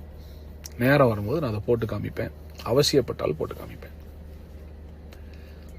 கடைசியில் அந்த கட்சிக்காரங்க எனக்கு ஃபோன் பண்ணிட்டு சொல்கிறாங்க, சார் உங்களை தொட்டால் மொத்த கிறிஸ்தவத்தை தொட்ட மாதிரி, எங்களுக்கு அந்த பேர் வேண்டாம். ரெண்டாவது, நாங்கள் அதை செய்ய விரும்பலை. தமிழ்நாட்டில் நாங்கள் கிறிஸ்தவர்களை நேசிக்கிறோம். ரெண்டாவது, உங்கள் பாடல்கள் எங்களுக்கும் ஆசீர்வாதமாக இருக்குது, நாங்கள் அதை பண்ண மாட்டோம்னு சொல்லி அசிங்கப்படுத்தி அசோசியேட்டை வெளியே அனுப்புகிறாங்க. இவர் பணத்தோடு போய் உட்கார்ந்த விஷயம் எனக்கு தெரிஞ்சு அவர் குடும்பத்தில் உள்ள யாருக்கு கூட தெரியாது. அன்னைக்கு அவருக்காக கூட வந்து 2 பேர் நின்னீங்களே போலீஸ் ஸ்டேஷனில், அவங்களுக்கும் அது தெரியாதுன்னு எனக்கு தெரியும். ஆனால் இவர் கட்சிக்காரங்கிட்ட போய் காசை கொடுத்து என்னைய பஞ்சாயத்து பேச கூப்பிட்றாரு. அடுத்து வேற சில ரவுடிகள்கிட்டையும் பேசினதாக எனக்கு தகவல். ஆனால் உடனே நான் என்ன பண்ணிட்டேன்னா, அதை நான் வெளியே சொல்லிட்டேன். அதை நான் மிஸ்டர் அசோசியேட்டுக்கு ஒரு விஷயத்த சொல்கிறேன். அபிஷேகத்தை விட, கர்த்தரை விட, வார்த்தையை விட பணம் பெருசு அப்படின்னு நீ நினச்சேன்னா உன் பணம் மண்ணோடு மண்ணாய் போக கிடவுது. இப்போ நீங்கள் திருடி சம்பாதிச்ச ஒரு காசும் உன் தலைமுறைக்கு நிற்காது. நான் வந்து உங்கள் அம்மாவையோ இல்லை உங்கள் அப்பாவையோ இல்லை உங்கள் தம்பியவோ சொல்லலை, நான் ஒன்றை தான் சொல்கிறேன். நீ திருடின காசு உன் தலைமுறைக்கு நிற்காது. கட்சிக்காரங்கிட்ட போய் நின்றுட்டு, கூலிப்படையிட்ட போய் நின்றுட்டு என்னைய பஞ்சாயத்து பண்ணி என்னை அட்டாக் பண்ண அசிங்கமாக இல்லை? இதில் வேற உன் சர்ச் இப்போ நீ நடத்துகிற சர்ச்சில் ஒரு வாய்ஸ் மெசேஜ் வேறு எல்லாருக்கும். என்ன வாய்ஸ் மெசேஜ்? இந்த மாதிரி ஜான் ஜெபராஜ் பாஸ் என் மேலே பொய்யா கேஸ் கொடுத்துருக்காரு. ஏய் என்னடா டேய், யாரா நீ? என்ன எங்கே நீ உன்னை எப்படி வளர்த்தாங்க, எங்கே வளர்த்தாங்க, உனக்கு என்ன எத்திக்ஸ் சொல்லி கொடுத்து வளர்த்தாங்க? உன்னைய கொடுத்துருக்காரு. அவர் எந்த அளவுக்குனாலும் போய் நம்மளை அசிங்கப்படுத்துவார். ஆனால் நீங்கள் யாரும் கோவப்பட்டுறாதீங்க, நம்ம ஜெபிப்போம் அப்படின்னு ஜெபிப்போன்ட்டு. அப்புறம் உனக்கு என்னடா கட்சிக்காரன்ட்ட போய் காசு கொடுத்து உட்காந்துருக்க நீ? திருடா கொடுத்துட்டு அதுக்கப்புறம் விசாரணைக்கு வர சொன்னால் இவர் விசாரணைக்கு வரல. சரிங்களா? மாறா இவர் என் மேலே ஒரு கம்ப்ளைண்ட் கொடுக்குறாரு. அதாவது நான் இவரை பொது வலைதளத்தில் அவதூறாய் பேசுவதாகவும், நான் இவர் மேலே செங்கோட்டையில் தவறான ஒரு இதுக்காக கம்ப்ளைண்ட் கொடுத்ததாகவும் என் மேலே ஒரு கேஸ் எனக்கு சம்மன் வருது. நான் வந்து ஆஜரும் ஆயிட்டேன். இப்போ ஏன் கேள்வி, நான் வந்து காவல்துறையும் சட்டத்தையும் மதிக்கிறேன், வந்துட்டேன். நீ ஏன் வரல செங்கோட்டைக்கு? இன்னும் நீ வரணும், உன்னை வர வைப்பேன். அதுக்கு எந்த எக்ஸ்ட்ரீம்னாலும் நான் போவேன். நான் காவல்துறையை நம்புகிறேன், சட்டத்தை நம்புகிறேன், தமிழ்நாடு அரசை நம்புகிறேன். எனக்காக அவங்க நீதி செய்வாங்க. எல்லாத்துக்கும் மேலே மக்களுடைய நீதிமன்றம்னு ஒன்று இருக்குது. ஃபேஸ்புக் இருக்குது, இன்ஸ்டாகிராம் இருக்குது, யூடியூப் இருக்குது. நானே வந்து வீடியோ போடுவேன். நீ என்னடா என்னை வீடியோ வச்சு மிரட்டுறது? நான் நேராக வந்து வீடியோ சொல்கிறேன். ஜனங்கள்கிட்ட இதுதான் நடந்துச்சு நான் சொல்கிறேன். அது தெரிகிற வரைக்கும் தானே நீ என்னை மிரட்டிட்டு இருப்ப. நான் இப்போ தைரியமாக வந்து சொல்ல ஆரம்பிச்சிட்டேனே. இப்போ இந்த ஆடியோவே யூடியூப்பில் வருமே, வரட்டும். ஆமாம், இதை கேட்குற யூடியூப்காரங்க உங்களுக்கு ஏற்ற மாதிரி எந்த டைட்டில் போட்டால் ஜனங்கள் வந்து நிறையா வியூஸ் கொடுப்பாங்க, தயவுசெய்து இந்த எச்சத்தனமாக வியூஸ்க்காக இன்னொருத்தன் வாழ்க்கையில் விளையாடாதீங்க. அது பெரிய சாபமாக மாறிடும், உங்களுக்கு பெரிய சாபமாக மாறிடும். இப்போ நான் சொல்கிறது புரியாது, உங்கள் தலைமுறை அதை அறுக்கும்போது உங்களுக்கு தெரியும். மறுபடியும் கிங்ஸ் ஜென்ரேஷன் ஆட்களுக்கு சொல்கிறேன், இவனை நம்பி ஏமாந்து நாசமாக போன எல்லாருக்கும் ஒரு அறிவுரை. நீங்கள் திருப்பி நான் கிங்ஸ் ஜென்ரேஷன் ஆரம்பிக்கும் போது நீங்கள் வந்தாலும் சரி வரலாட்டாலும் சரி, அவன் பக்கத்தில் யாரும் போயிடாதீங்க. அது உங்களுக்கு பெரிய சாபம். இவ்வளோத்தையும் செஞ்சுட்டு நல்லவன் வேஷம் போடுற அவரை சீக்கிரத்தில் ஆண்டுடைய நியாயத்திற்பின் கோட்டில் நான் பார்ப்பேன். கட்டாயம் நான் பார்ப்பேன். அதை கட்டாயம் கத்த எனக்கு அது செய்வார். கிங்ஸ் ஜென்ரேஷன் ஆட்களை நான் சொல்ல விரும்பினேன். உங்களுக்கு தெரியணும், நான் கோயம்புத்தூர் ஸ்டேஷனில் வந்து உட்காரும்போது, காவல்துறை அதிகாரி முன்னால் உட்காரும்போது, இவர் கூட நம்ம சபையிலேருந்து ஒரே ஒருத்தர், யார், யூஜின் அப்படின்னு ஒருத்தர் வந்தார். அந்த யூஜின் யார்? ஏற்கனவே சபை நடத்தி சபை ஜனங்கள்லாம் விட்டுட்டு போய் உடம்பு சரியில்லாமல் பாதிக்கப்பட்டு நம்முடைய சபைக்கு ஒரு நாள் வந்து ப்ராஃபட் டிஜோவை பார்க்கணும்னு என்கிட்ட கேட்டு நான் ப்ரேயர் அப்பாயின்மெண்ட் வாங்கி கொடுத்து அதன் பின்பதாக நம்முடைய சபையிலே வச்சுருந்தேன். அவருக்கு நான் சேலரி கொடுக்கல. ஆனால் அவரும் ஒரு பாஸ்டர் நம்ம சர்ச்சில் நான் அனௌன்ஸ் பண்ணேன். நம்ம சர்ச்சில் ஏற்கனவே 12-13 பேருக்கு நம்ம சேலரி கொடுத்ததுனால என்னால் சபை வருமானத்துலேருந்து கொடுக்க முடியாதுனால அவர் நான் சேலரி கொடுக்கல. ஆனால் அதுக்கு பதிலாக அவர் மகளுடைய படிப்புக்கு நான் செலவு பண்ணியிருக்கேன். கடைசி எனக்கு ஞாபகம் இருக்குது, இந்த சபை மூடுறதுக்கு ஒரு வாரத்துக்கு முன்னால் கூட நான் அவருக்கு 1 லட்ச ரூபா அனுப்புனேன். அவருக்கு இது தெரியும், என்ன செய்ய போகிறாங்கன்னு தெரியும். 1 லட்ச ரூபா நான் கொடுத்துட்டு வந்தேன் அவருக்கு. அவர் வந்து நேற்று அவர் கூட காவல்துறை காவல் நிலையத்தில் வந்து உட்காந்துருக்கிறாரு அவரும். நான் மறுபடியும் சொல்கிறேன், இந்த ஆடியோவை நான் என்னுடைய சபை ஜனங்களுக்காக தான் போடுறேன். இது பொது இடத்துக்காக கிடையாது. இது வெளியே வந்தால் இதற்கு நான் பொறுப்பல்ல. ஜான் ஜெபராஜ் ஆகிய நான் இதுக்கு பொறுப்பல்ல. இது என் சபை ஜனங்களுக்கு நான் போடுற ஆடியோ. காரணம், இத்தனையும் செய்துவிட்டு பணத்தை எடுத்துட்டு ஜனங்களை ஏவி விட்டு திருப்பி ஏன்ட்ட பணம் கேட்க வைக்கிற அந்த அசோசியேட்டோட முகம், ஒரிஜினல் கலர் என்னன்னு எல்லாருக்கும் தெரியணுன்றதுக்காக தான் இதை நான் வெளியிடுறேன். என் ஜனங்களுக்காக ஏற்படுத்தப்பட்டது. இது எங்கள் சபை வாட்ஸ்அப் குரூப்புக்காக மாத்திரம் நான் அனுப்புகிற வாட்ஸ்அப் மெசேஜ் இது. ஸோ எனக்காக நிற்கிற, என்னை நேசிக்கிற, குறிப்பாக இந்த சீசனில் என் கூட வந்த ஒரு சிலரோடு மாத்திரம் நான் பயணிக்க விரும்புகிறேன். இவ்வளோ நடந்தாலும் வெளியில் எங்கள் அண்ணனை நாங்கள் நேசிக்கிறோம், ஜேஜே நாங்கள் நேசிக்கிறோம். அவர் எங்கள் பிள்ளை மாதிரி, அவர் ஒரு ஊழியக்காரன். அவரால் எத்தனை சபைகள், எத்தனை கோடி மக்கள் ஆசீர்வதிக்கப்பட்டிருக்கிறாங்க. அவர் பாடல்கள் எங்களுக்கு ஆசீர்வாதமாக இருக்குது. என்ன இருந்தாலும் அவர் ஒரு தெய்வ மனுஷன், எங்கள் பிள்ளை மாதிரின்னு சொல்லி என்னை நேசிக்கிற எல்லா ஊழியர்களுக்கும் நன்றி, எல்லா நல்ல உள்ளங்களுக்கும் நன்றி. உங்களை நான் நேசிக்கிறேன், உங்களுக்காக நான் ஜெபிக்கிறேன். கிங்ஸ் ஜென்ரேஷன் சபை மக்கள், வருகிற ஜூன் 1ஆம் தேதி நம்ம கட்டின அதே கட்டடத்தில் மறுபடியும் நம்ம சபையை தொடங்குவோம். அதற்கான காரியங்கள் போய்கிட்டு இருக்குது. நீங்கள் எல்லாரும் வருவீங்க நான் விசுவாசிக்கிறேன். வர்றவங்க வாங்க, நாம் சேர்ந்து தேவராஜ்யத்தை கட்டுவோம். தொடர்ந்து நாம் பயணிப்போம். கர்த்தருடைய நாமத்தை மாத்திரம் உயர்த்துவோம். I love you all. I seriously missed you all these months. உங்களை நான் மிஸ் பண்ணுறேன். சீக்கிரம் உங்களை சந்திக்கிறேன். கர்த்தர் நல்லவர். Thank you so much. Love you. Bye.